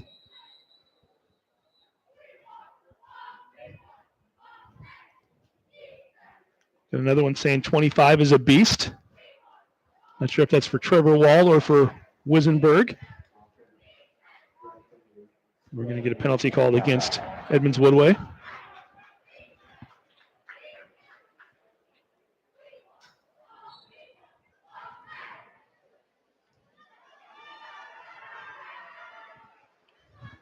So again, game number 1 of a 2-game doubleheader tonight. Mount Lake Terrace and Linwood coming up at 8 o'clock. On what's turned out to be a very nice evening. I think this is the warmest day of the year so far. Rollout play. Caldwell trying to throw across his body and does. He's got a man down there. Defense pops over and knocks the ball away. That was almost picked off. The intended receiver was Trey Smith, the junior running back. Styles Dubois, the senior of the 2 Dubois brothers, coming over and got his hands on that football. Almost came down with an interception on the play. It's going to bring up a 3rd and 13 here for Edmonds-Woodway. So a reminder that we head right into the spring sports season. I shouldn't say we head into it. They've already begun. They've been practicing this week for the first time in almost 2 years. Great to see those athletes getting a chance to compete. You got softball and baseball. Nice pitch here coming out. Steele Swinton gets up the field quickly, gets hit hard, fumbles the football. Are they going to say it's a live ball? They are. Thought maybe for a moment he was down, but the referees right now are trying to figure out who has this football. Meadowdale says they've got it. I've yet to see any kind of signal, though, as there's a penalty down as well. Styles Dubois coming away with the football. That was a hit. To go back and try to watch here on our own little form of instant replay here. Meadowdale, 1st and 10. They're going to say it's Meadowdale football. Styles Dubois. Styles Dubois coming up with the recovery as I'm trying to go back and watch on YouTube to see if I could tell who came over, and somebody leveled Swinton on that play.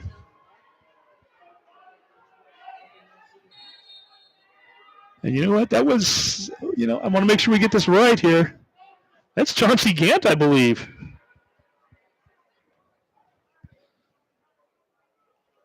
Chauncey Gant coming up with a huge hit on that play. And here we go again. Meadowdale with the football at the 34-yard line. Brummett, little screen pass. Liber with the catch. Liber nowhere to run. Ingram bringing him down. That's a gain of 1. And yeah, Swinton just very quickly. He's a little scat back at times, and he got up the field there pretty fast. And as soon as he did, though, Gant just came over and drilled him one and knocked that ball loose.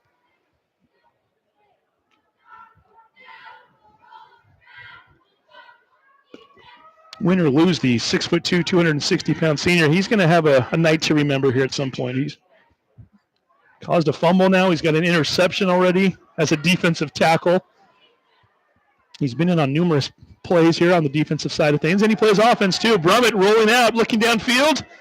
Finally going to decide to run the ball. Doesn't get very far, though. Big hit there. Held up initially by Paul Coe, and then Charlie Finch comes over and just drills him while he's still standing. I think that's right there is why you see a lot of quarterbacks at higher levels decide that they're going to take slides and just get down as Those DBs can hit sometimes, and they brought some lumber on that play. It's going to bring up a 3rd and 10. 6:21 to go, third quarter. Low-scoring game today. Edmonds-Woodway 14, Meadowdale 0. It's Jam the Stands. It's Stadium Jam.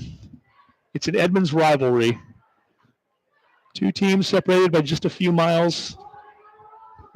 If you tuned in late, I mentioned it earlier, went back and did a little research over the last 10 years.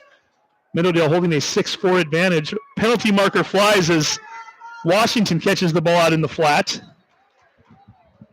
Flag was thrown right along the sideline over there, far sideline at the 35-yard line.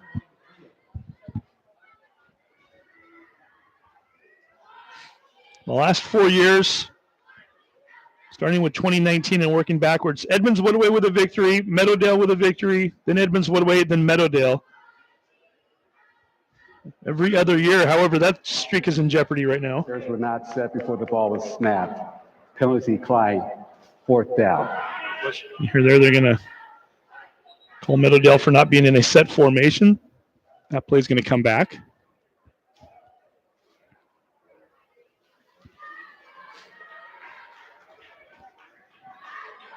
Auntie Unga showing a little love for number 34 out there, Treasure Jordan.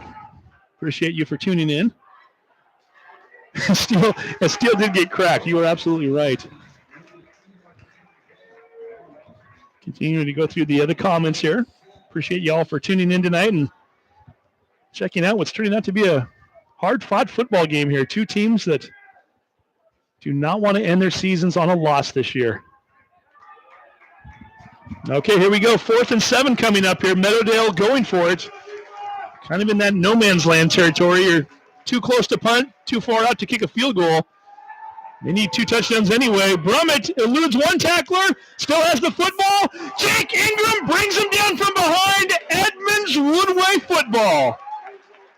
We mentioned it earlier. Ingram loves to get after quarterbacks. He's loving getting after Brummett tonight. Brings him back at the 43-yard line, a loss of 12 on the play. And not only does that go down as a 12-yard loss, it also goes down as a turnover on downs. Huge momentum swing there for a Meadowdale team that really needed to get something going there, and that was really their best chance of the evening so far. And that's not going to help the yardage total here earlier when we go down to Doug Podrowski here in a few moments as we get a flag. Let's go ahead and check in with, well, let's see what the penalty marker is here first. Illegal substitution offense. 12 men in the huddle. 5-yard penalty. Still 1st down. So Edmonds-Woodway breaking the huddle with 12 players rather than 11. That'll move them back 5. And Doug, I'm going to bring you up here real quick. Do we have a running count right now? The negative sign is still out in front, I would imagine. Yes, well, with the minus 12 there, 12, 13, 14, 15, plus... We'll get back to you in a second here as we get a handoff up the middle. Actually, that was not a handoff. That was Rust, Alec Rust back in at quarterback again. So, again, they're continuing with their rotation at the quarterback position there. Rust getting his, I believe this is his 3rd possession of the night. Picked up 2 yards on the play.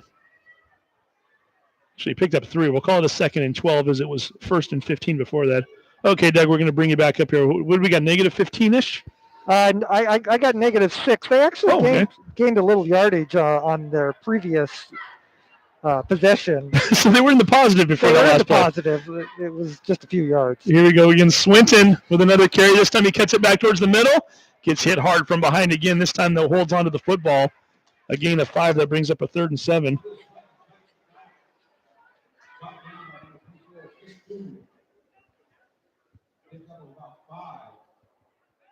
So, yeah, very interesting. Meadowdale's one moment they've got positive yardage, the next moment they've got negative, and just kind of keeps swinging like a pendulum there back and forth. Right now they're at negative 6 for the game. 4:08 to go here. 3rd quarter of action. Edmonds-Woodway leading Meadowdale 14-0. Swinton in motion one more time. Gets another handoff. Finds some room up the middle. Out past midfield. Bouncing around tacklers. Finally going down inside the 45-yard line. A 9-yard gain and enough for a 1st down.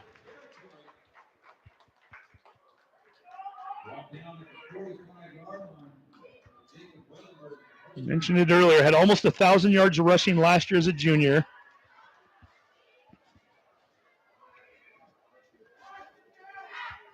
Had one touchdown in each of the first two games and then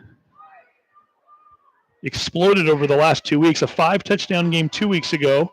Followed that up with a 4-touchdown game last week. He's already got one tonight. And he's always a threat to break one here. Rust throwing. He's got Tesfacion incomplete, and we've got the flags flying as Sam Lieber with the defense, but unfortunately, Lieber had one hand up in the air. The other hand was all over Tesfacion's jersey. That's going to be a pass interference, an easy call there for the referees to make. Team Treasure Jordan continuing to listen in right now and watch. You get a chance, let us know who you are. Let us know where you're watching from. That's always fun for us, too. Like we said, I think we're going to have our furthest one of the night already. We had Guam checking in. Watching Kevin Pratt. We haven't seen the North Dakota folks here yet. I know Cousin Charlie watching Forrest Newton last week. If Charlie's not watching live, he's certainly going to go back and watch later and see that touchdown, I would think. No, official's microphone there acting up a bit. Just a little feedback.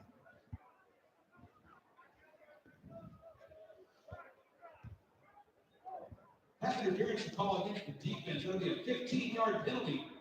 Move the ball down to the 30-yard line. Finally getting things worked out. They're moving the ball down to the 30-yard line as we speak. First down for the Warriors.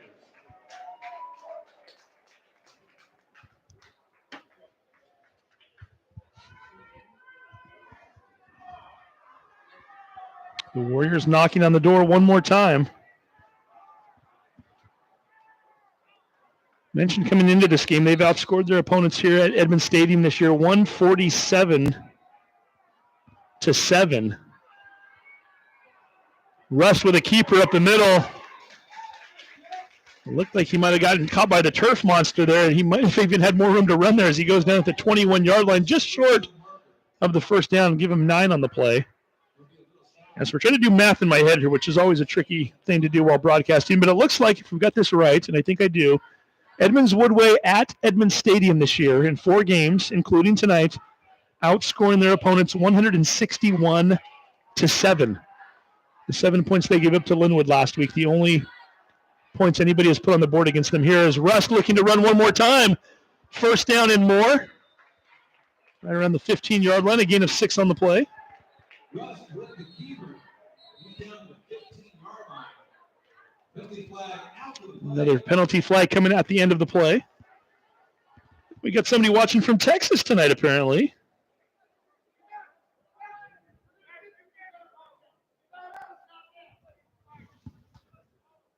We'll throw out a name here in just a moment. A little blast from the past here for the Meadowdale folks. Matt Leonard tuning in. Former head coach for the Meadowdale Mavericks. I'm sure he's not enjoying what he's seeing there in terms of the scoreboard right now, or the offensive yards for that matter. Turn on the officials' microphone here in just a moment to get more information from them.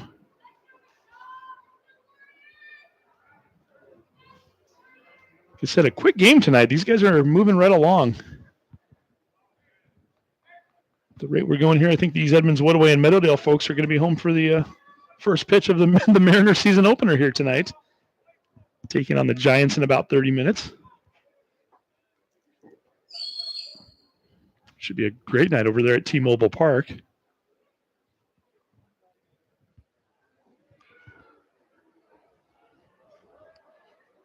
Of course, as soon as the play-by-play announcer makes a comment about how smooth the game is going and how quick, that's when you get the 5-minute officials conference out there on the field. So we'll see what's going on here in just a moment.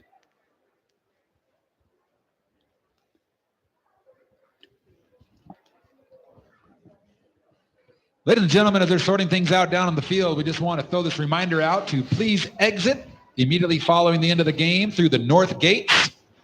Again, once the game is over, if you would please make your way out of the stadium through the north gates, it would be much appreciated. There's your 2021 announcement right there. So that was Paul Keene, the public address announcer here at the stadium. Doubleheader night, and that's part of what we're dealing with here during the pandemic. We are limited and restricted to how many people can be in the stadium.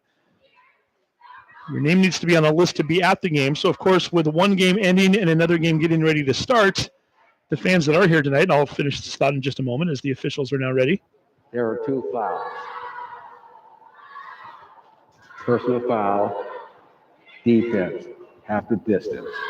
And we have a dead ball, unsportsmanlike defense. It can be half the distance again. First down. 2 personal fouls, 2 dead ball fouls, both against Meadowdale. So if you can follow that there. So the ball is at the 15-yard line. So the first one is half the distance to the goal, which puts it back at the 7.5-yard line. And then you tack on the second personal foul on top of that. Dead ball fouls, you can have multiples in one play. So you have to march that off half the distance. So I think by the time it's all said and done, that ball should be right around the 4-yard line. We'll see what they do here.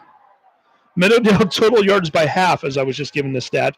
Meadowdale minus 4 yards in the half for the first half, minus 9 for the second half. So going the wrong direction there are the Mavericks. But getting back to that thought a minute ago, so as soon as this game ends, everybody in the stands is going to be asked to go down to the north gates. There's 2 different entrances here. Both are along the east side of the stadium, behind the bleachers here. But the north gate is where everybody will be exiting the game, because at that time, the Mountain Lake Terrace Linwood fans will be entering through the southmost gate, if that makes sense. So you've got one group leaving, one group coming in. You're trying to keep them distanced, making sure that you clear everybody out of the stadium before you let the next group in. So again, one of the challenges with doing this during the pandemic, but hey, better than nothing, right? So here we go again. Alec Rust in at quarterback still. Hands off to Swinton. Swinton cuts it towards the middle. Swinton is into the end zone. Touchdown, Warriors!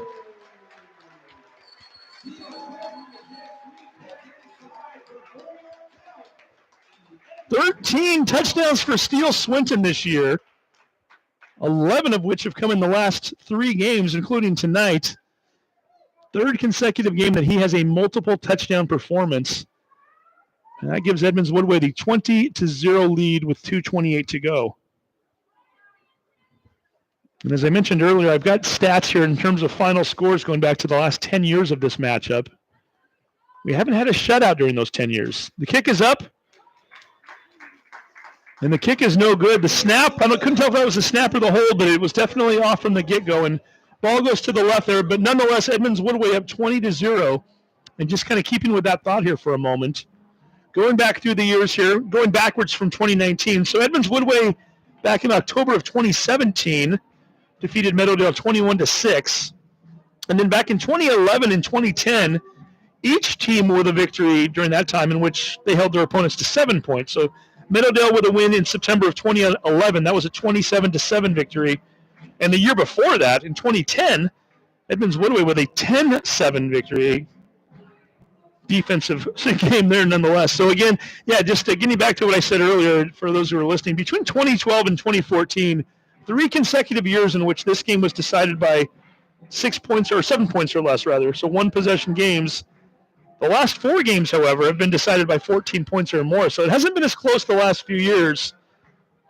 Although, even having said that, both teams with multiple victories during the 4-year run. So, getting a little love there for Steele Swinton as that ball gets kicked behind Washington. He has to field it at the goal line, and he's tackled right along the goal line. Let's see what they're going to call here.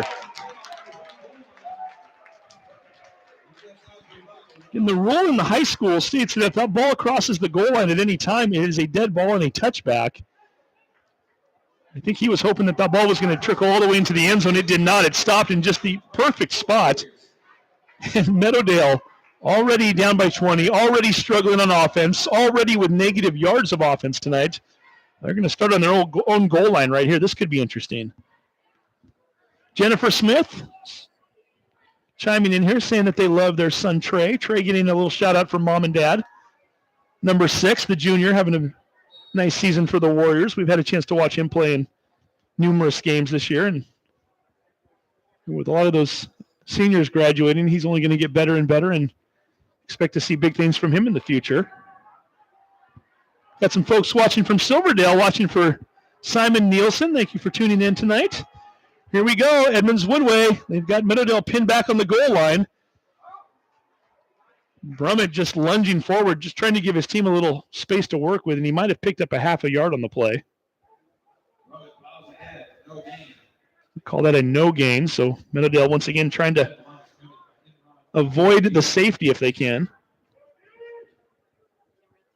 Now we got Forrest, his uncle watching, Forrest Newton. Hopefully he was able to tune in and see that touchdown earlier at the end of the first half. Seeing that name go across the screen there. We'll try to catch up on some of those here in just a moment.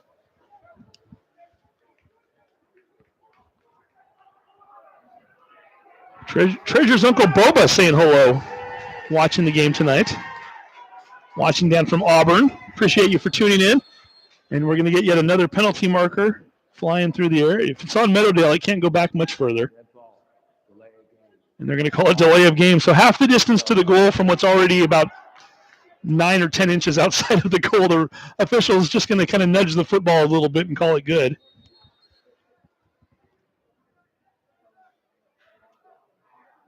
Okay, Mike Bannon says he's watching from Wuhan, China. I'm gonna maybe agree to question that one a little bit. But Mike, if you are, we appreciate it. And interesting place to be watching from in this day and age. I like we got the run Forrest run from the Newton family there, and he was running indeed in that final touchdown of the first half. And hey, why not another flag? This time it's dropped right along the left sideline, the far sideline here. See what the call is. Dead ball foul. 5-yard penalty. Still second down. James Canati's microphone breaking out there a little bit. They're going to call encroachment against Edmonds-Woodway, so that will, in fact, give Meadowdale 5 yards to work with. We'll move the ball out right around the 6-yard line.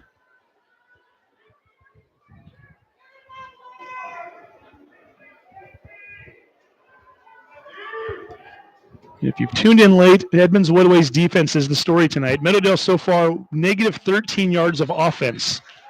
Have yet to have a first down.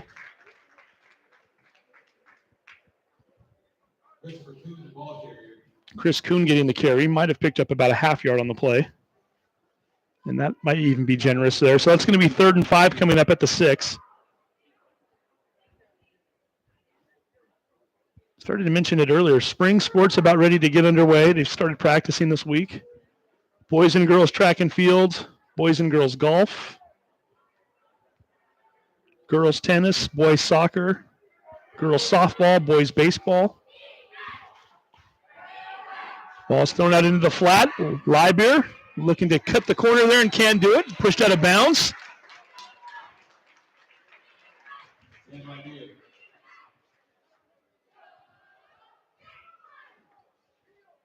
Paul Coe on the tackle.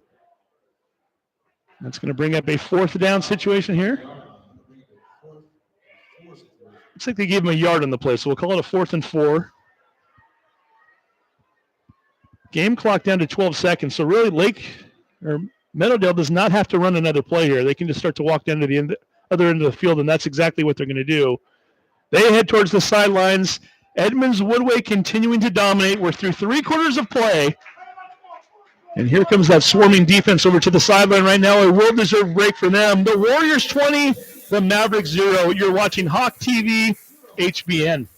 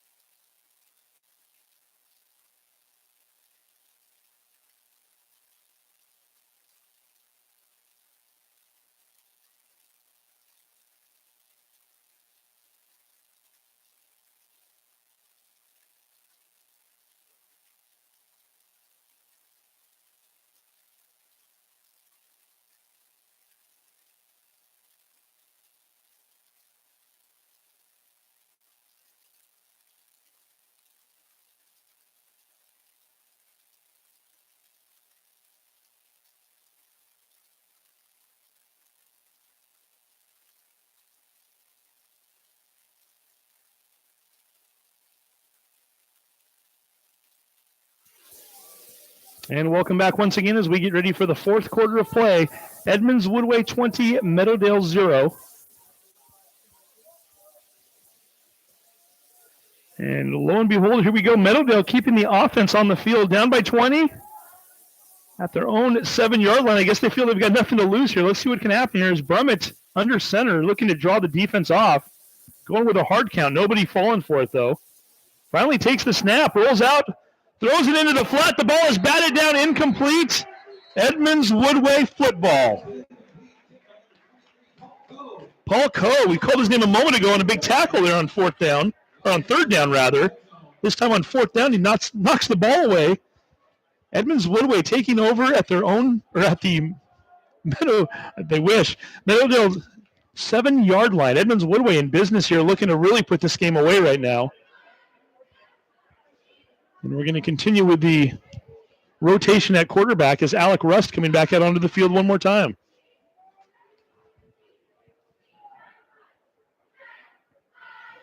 And Dalton Johnson on here wanting to give a nice shout out to Coach Walton. And you're absolutely right. And again, we're kind of in a situation where we can't really say a whole lot here as we get back down to action here one more time. And we'll finish up that thought here in just a moment. Rust fakes the handoff, keeps it himself, looking to run. Spins off of one tackler. Ian Newsom there to clean it up at the 9-yard line. And yeah, again, it's been a rough couple weeks for Meadowdale. Obviously, had to cancel the game last week. We already mentioned that Coach Harmon not in attendance tonight as he is in quarantine. Your offensive, your position players are in different spots in some cases, or are not here at all. And yeah, to give these coaches a shout out, like you mentioned here on this this particular post, somebody giving Coach Watson a shout out. Certainly, Coach Cook, Coach Watson, their staffs, everybody out here tonight doing their part. And yeah, not an easy task nonetheless. And again, it's 2021. It's good just to have football, right? So we're happy that that's taking place right now. Fahey looks to run up the middle and gets stacked up at the line. Picked up a yard on the play. That will bring up a 3rd and 9 from the 10-yard line.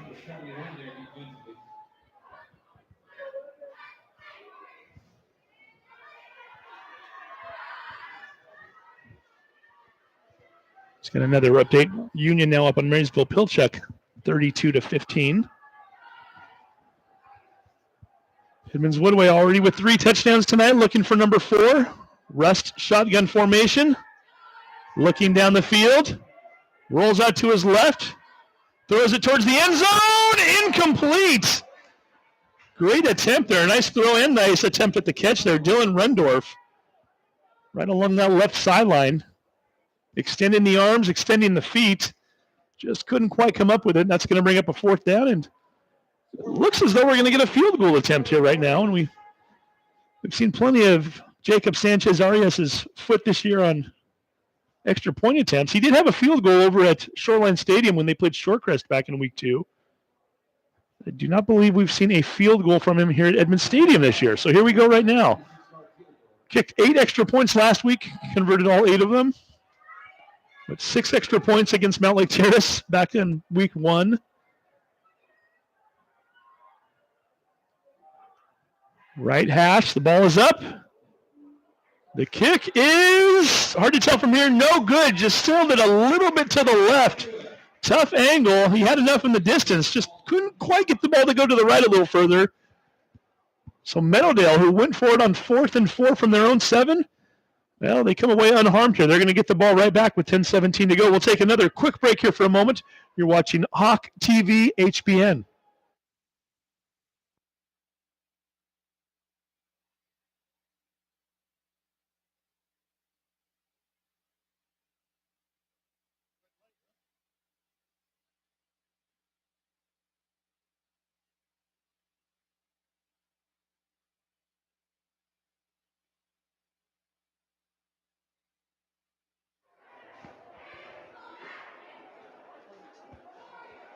Okay, the Meadowdale Mavericks, not anything to show on the scoreboard tonight. Also in negative yards for offense here this evening. Looking to get something going right now. 10:17 to go, 4th quarter. Back out on the field one more time. Sam Leiber looks to sweep it to the right and is upended right around the 16-yard line. A big hit. The way Tesfacion is celebrating, I think number 7 might have been in on that play. And Meadowdale once again continues to go backwards here.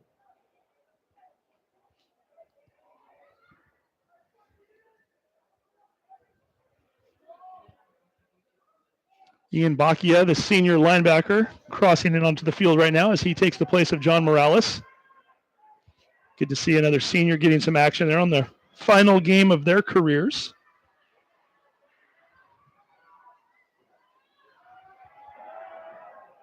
Throw out into the flat. Pass is completed. And there's the sophomore wide receiver, Cameron McCormick, with the catch.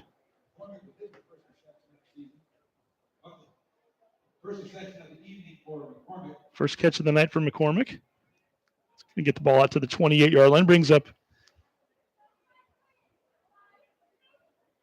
a 3rd and short. And now we're actually having a conference here with the officials, so we'll turn on the mic. And apparently I missed a flag that's down at the 29-yard line. We'll wait to see what this is.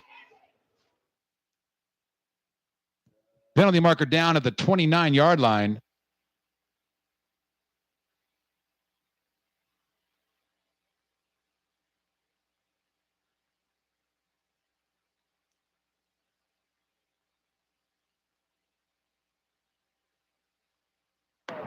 After the play, unsportsmanlike, Meadowdale, half the distance, 3rd down.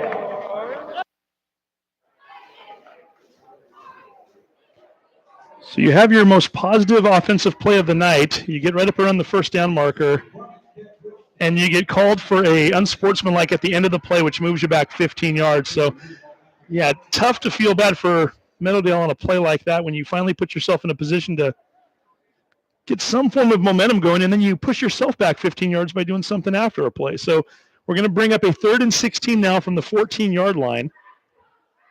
9:24 to go here in the game.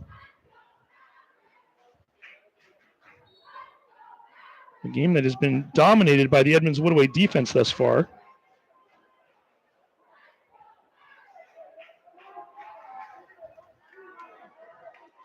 Tyler Brummett, your junior quarterback, back under center one more time. They need to get around the 30-yard line for a 1st down. Handoff goes to Kuhn. Might have picked up a yard on the play, and we're going to see 4th and long once again.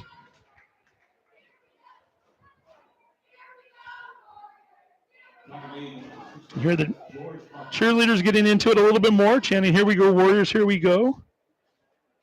The Warriors have certainly been doing that all game long, and this time Meadowdale's not messing around. Cole Sargent going back into punt one more time.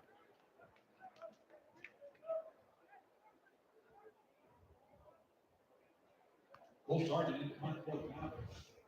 He'll punt at the 40-yard line.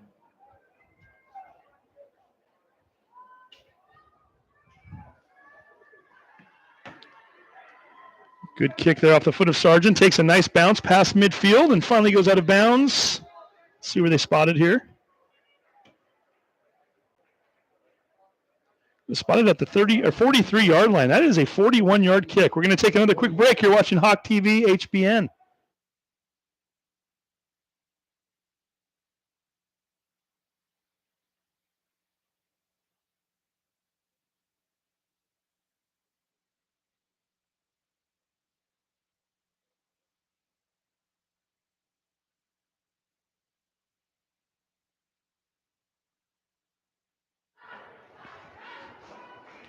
The sun continues to fall out to the west there. Live at Edmonds Stadium. Final game of the year here on April 1st.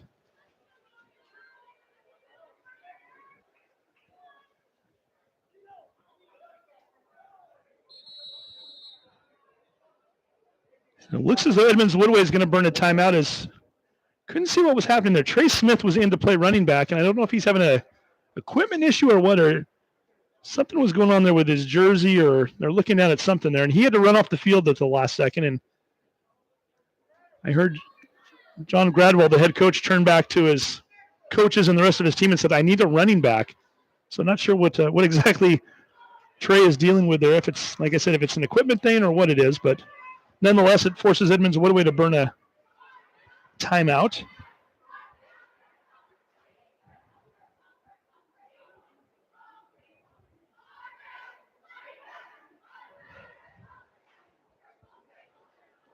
And we're going to get a break in the action here. 8:16 to go.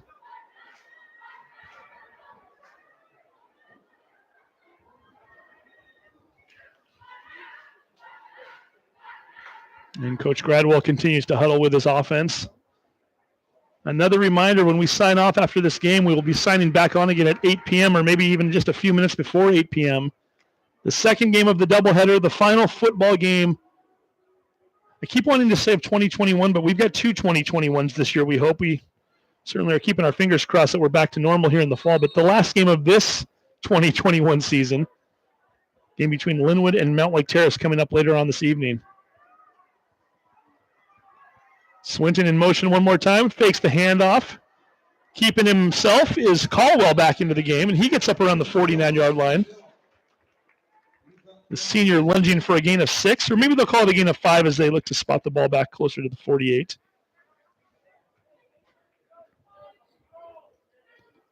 It's that time in the evening here at Edmonds Stadium where you have to stick the hand up to block the sun to not have the reflection come right into your eyes there.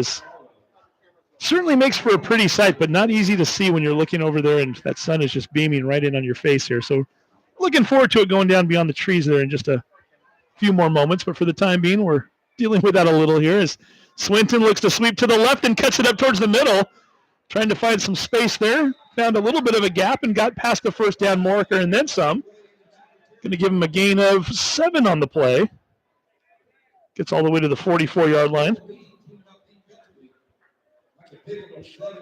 Some of these senior players here perhaps getting their final carries as high school athletes. Cruz Caldwell, the senior, getting back in there again at quarterback. He's going to be able to say something that not too many can, and that he might be able to finish out his senior year undefeated. Cole Sargent getting a shout out there from Josh. The Fahey grandparents are cheering on Ryan, as they say on the final victory here at Edmonds. That's Barbara Fahey.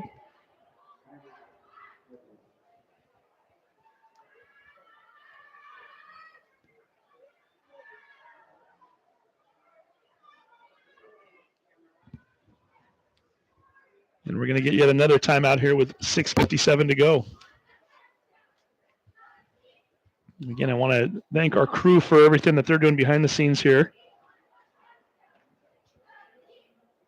We had Justin Barsness from Mount Lake Terrace High School running the board for the first half. Now we've got Marilyn O'Barry. Did I say O'Barry? Okay, O'Barry doing the second half here and doing a fantastic job. So thank both of them, as well as our parent volunteers who are running the cameras tonight, Brandon Renfro and Barry Henthorne. Angel Como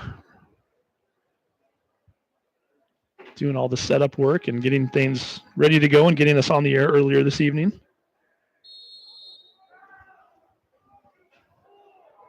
Under 7 minutes left here in this season. Edmonds-Woodway looking to put an exclamation mark on an undefeated year. Caldwell with a fake pump. Tries to throw the ball again. Had a man down the sideline there. Unfortunately, he didn't get enough on it there. That was Charm Pamashin who he was going for there down on the left side. Again, he had to do the fake pump. Tried to pull the arm back and then recock it and just couldn't quite get enough power behind it there. The ball falls incomplete.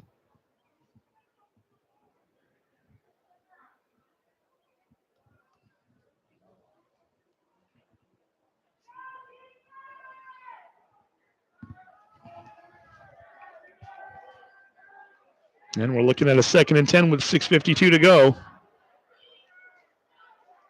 Caldwell, shotgun formation again. He's going to keep it himself this time. Gets forward for a couple of yards on the play. Kuhn on the tackle. More importantly, that keep the clock going there.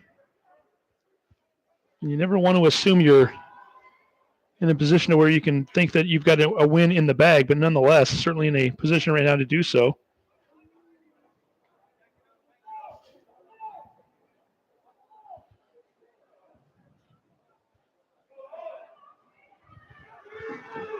.6:18 and counting. Edmonds-Woodway out to the 20-0 lead. Looking for perhaps their third shutout of the year. Caldwell, incomplete, a lot of contact, and there comes the flag. Rendorf, the intended receiver, got tangled up with one of the Meadowdale defenders. That's going to be an automatic first down. Start to look out onto the softball field to the north. Mountain Lake Terrace warming up a bit right now. Wearing the home red jerseys for tonight's game. Looking for their first win of the year.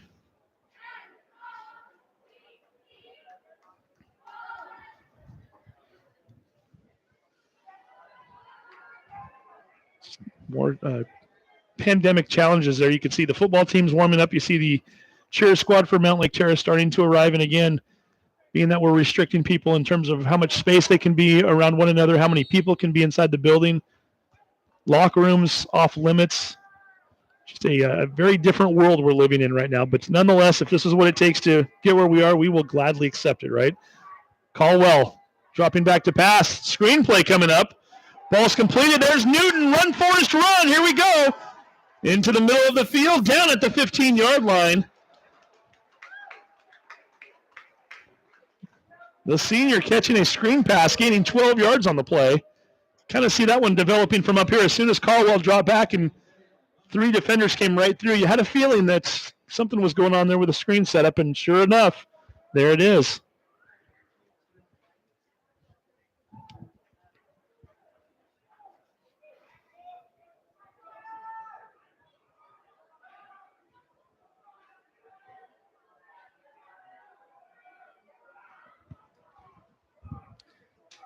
Here we go. Ooh, Swinton almost breaking one there, looking for his 3rd touchdown of the game. A very late flag came down as Riley Johnson getting a little bit caught up there and tied up with Colton Leith. I think that was unintended as both of them got up and immediately patted each other on the back like, hey, no harm meant, but not before they're going to call, I think, Johnson for some sort of an unsportsmanlike. I don't think that was meant to be the case there, but nonetheless, you could see 2 bodies going down to the turf there pretty quickly right as the play was ending, and the officials felt there was a little too much contact there, so we're going to push Edmonds-Woodway back a little further. See what they can do here on 1st and 22 from their Meadowdale 27-yard line.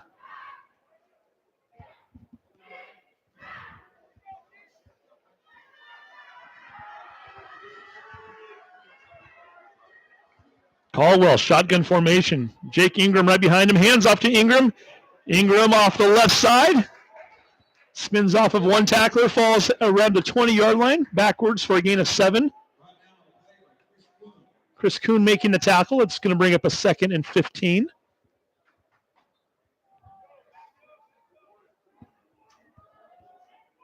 So yeah, quite a few seniors on these teams exiting and playing their final game, as well as a lot of other folks here tonight, sophomores and juniors that are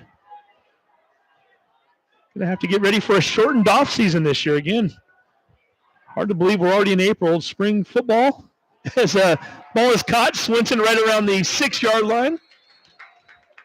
Doesn't quite get the first down, but gets awfully close. Yeah, we're used to football seasons ending in November, and then you don't really get to do much in terms of spring practice until June. Obviously, you can have your own off-season regiment training and whatnot, but these guys are just a couple months away from June right now, and then you got a short summer and right back at it again in August, so stay tuned. So sophomores and juniors, a little tune-up, if you will, for the fall. Caldwell takes the snap himself, runs forward, looks towards the end zone. It's designed from the get-go there. He gets down to the 2-yard line. And I don't believe, from looking at my notes here, I don't believe Caldwell has a touchdown himself this year. He's thrown for touchdowns, but perhaps they'll look to get the senior into the end zone here. Let's see what they can do. 3:35 to go.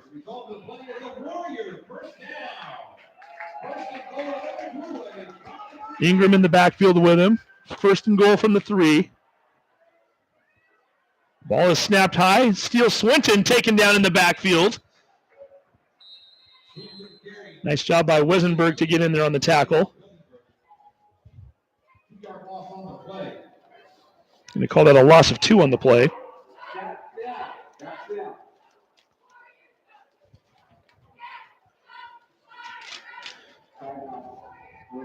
Yeah, looking here at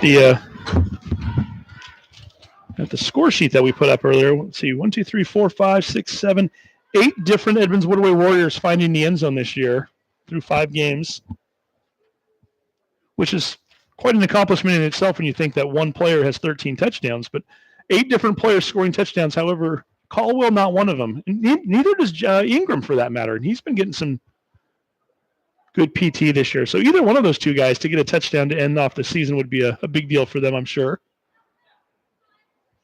I'm going to root for Caldwell, maybe more over Ingram just a little bit because he's a senior, so it's his night, and certainly we expect to see more big things from Ingram next year. But nonetheless, and of course, as soon as I say that, well, I was going to say Ingram's out of the game, but he's not. He's actually just in a slot position there off to the right. So Ingram and Tesfacion out to the right.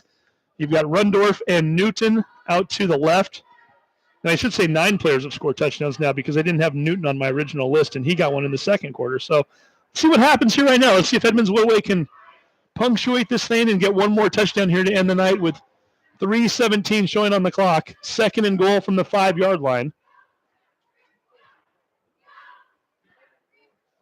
Long pause here. The referee giving up the signal, and we are ready to go once again. You think Caldwell keeper? Perhaps. Nope. Going to pitch the ball to Swinton.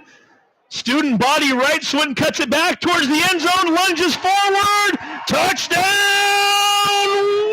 Warriors! How about a 3rd touchdown for Steele Swinton? How about 12 in the last 3 weeks? How about 14 for the season? Steele Swinton finding pay dirt one more time. 26-0 is our score. 3:10 remaining on the clock. And the only drama left in this game, does Edmonds-Woodway, in fact, get their 3rd shutout of the year? And will Meadowdale at some point get positive yardage? So certainly something to watch for here in the last few minutes as Sanchez Arias comes back on to kick another PAT attempt. This kick is up. And the kick is good. Edmonds-Woodway 27, Meadowdale 0. 3:10 to go in the game. You're watching Hawk TV HBN.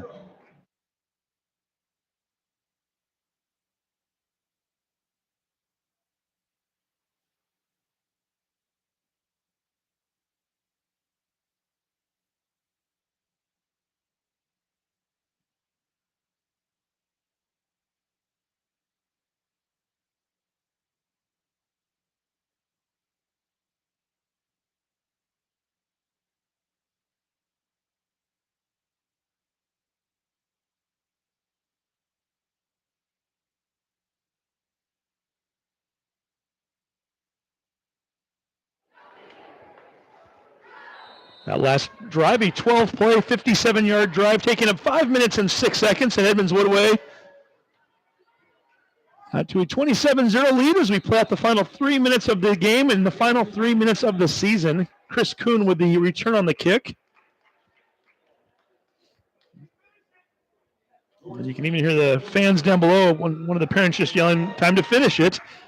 Edmonds-Woodway again looking to see if they can have their 3rd shutout of the season in only a 5-game season for that matter. Again, they've given up 7 points to Linwood last week. They gave up 13 points to Shorecrest in week number 2.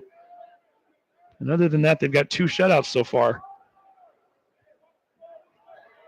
Getting some scores from elsewhere here as other games have just begun.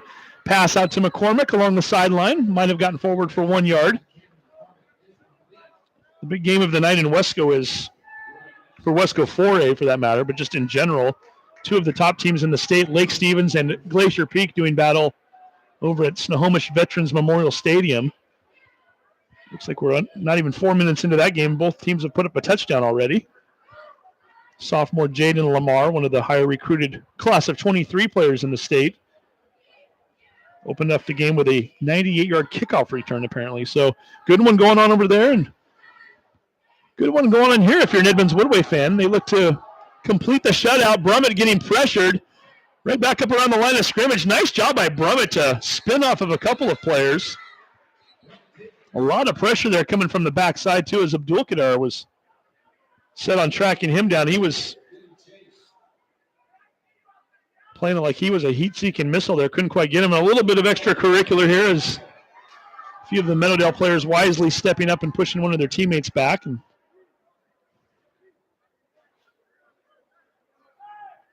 still a lot of jawing going on right now between these two teams. It's always an interesting rivalry. I mean, there's only a few miles separating the schools, and I'm sure you've got a lot of love-hate out there. Certain players on both sides and both teams who grew up with one another, and probably a few friendships out there, but there's also a lot of bitter rivalries, and seeing that here right now as we're going to get a timeout here. Timeout called by Meadowdale is no doubt, I'm assuming, the coaching staff trying to cool things down a little bit and calm everybody down so we can end this game with a little more sportsmanship here. It's been a clean game up until this point, so we certainly like to see that. And again, I cannot express it enough. Just good to look over here and be able to look down in the bleachers and see fans here. A few weeks ago when we started doing these games, that was not the case. And able to see parents and administrators and some students and obviously the cheer squads. And it's feeling a little bit more like it's normal times again here. A little bit more normal every single time we come in here. And we still have a ways to go. We still need to be careful, but nonetheless, we're starting to get back to where we can feel like we're getting our lives back here, and certainly watching football here on a nice Thursday afternoon. It's not Friday. It's not the fall, but it's football. We'll take it. Whistles blow there as we're going to get a penalty called against Meadowdale. 5-yard penalty, false start offense, still third down. Meadowdale going in the wrong direction here. We're going to check in with Doug here in just a moment after this next play to see where we stand on the Meadowdale yardage barometer. As Brummett looks to throw again. Ball is thrown a little bit low there. I think everybody was trying to figure out if it was a forward pass or not. They're going to say it was. London Dubois, the intended receiver on the play. I know Coach Harmon very high on that youngster and what he's capable of doing and what they expect from him in the future. Doug, do we have a total right now for Meadowdale yards? What are we looking at on 4th and 13 here? I have them at -1 total yards. Ooh. That's almost worth just taking a snap and diving up the field for 2 yards just to say you ended in positive territory, right? I'll try to send some signals down to the sideline. Yeah, no, 4th and 13, this might be their final chance of the night. So with both teams, Meadowdale has 2 timeouts, so we'll see. So thank you, Doug. 4th and 13, let's see if they can get 2 yards here to get into the positive territory. And look what we might have here. No! Thought Brummett had a little bit of a gap there for a moment. It closed up very quickly as Ryan Fahey and others. And looks like we're going to we'll call it a no gain on that play. He got back to the line of scrimmage. So unofficially, it's as good as official. Doug Podrowski's as good as there is out there. -1 yard of offense for Meadowdale tonight. And you know what? The clock is running right now, and it shouldn't be if it's a turnover on downs. But, I don't think anybody's really going to say anything or complain. It's a 27-point game. It shouldn't be a running clock, but it is. So clock continues to run here, 122, 121. Just about ready to wrap things up. Again, we want to thank everybody for tuning in tonight and watching. Certainly, we were happy to be able to provide you with coverage all season long. And here goes Jake Ingram down at the 25-yard line. As we mentioned earlier, he hasn't been in the end zone yet this year, so perhaps he was looking for some pay dirt there.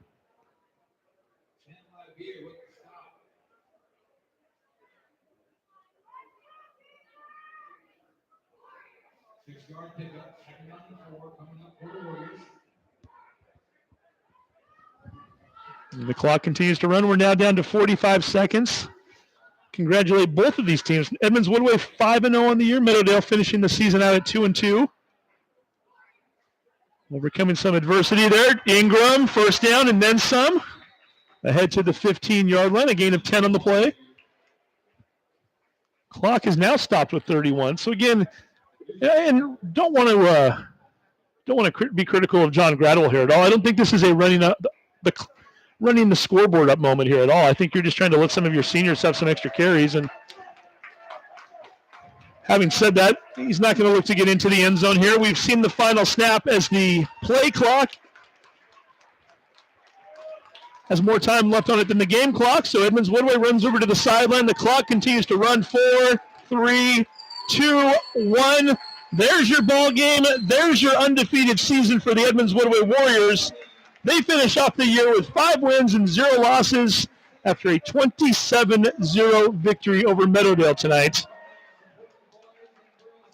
You can see the joy and the exuberant feeling of Edmonds-Woodway and also the agony of defeat there on the other side as the Meadowdale players consoling one another. And again, you guys, just to be out here and competing this year, it's spectacular. The fact that you all had to wait as long as you did, we talked about it earlier. I know Meadowdale's had to endure a few things with some issues there health-wise and everybody else. The fact that we got this game in tonight is a win in itself, so we will certainly take that. And we can only say enough here about both of these squads. Shortened season, but we got out here, we got to compete. Edmonds-Woodway, congratulations on an undefeated season. Steele Swinton, congratulations on 12 touchdowns over the last 3 weeks. It's impressive in itself. And what more can you say about the Edmonds-Woodway defense tonight? 3 shutouts on the year in a 5-week season. You gave up -1 yards of offense, and you get to celebrate it right now. So again, to all the seniors out there, congratulations. Best wishes to you, to everybody else. We look forward to being back here in the fall and watching you some more. And for all of you out there, and even those of you watching at home, be safe, stay healthy, take care, and thanks again for tuning in. For everybody here on the Hawk TV HBN crew, I am Steve Willits, wishing each and every one of you a very good night. And hey, if you feel like more football, come back at 8 o'clock. We've got Malik Terrace and Linwood coming up next, right here on Hawk TV HBN. Good night.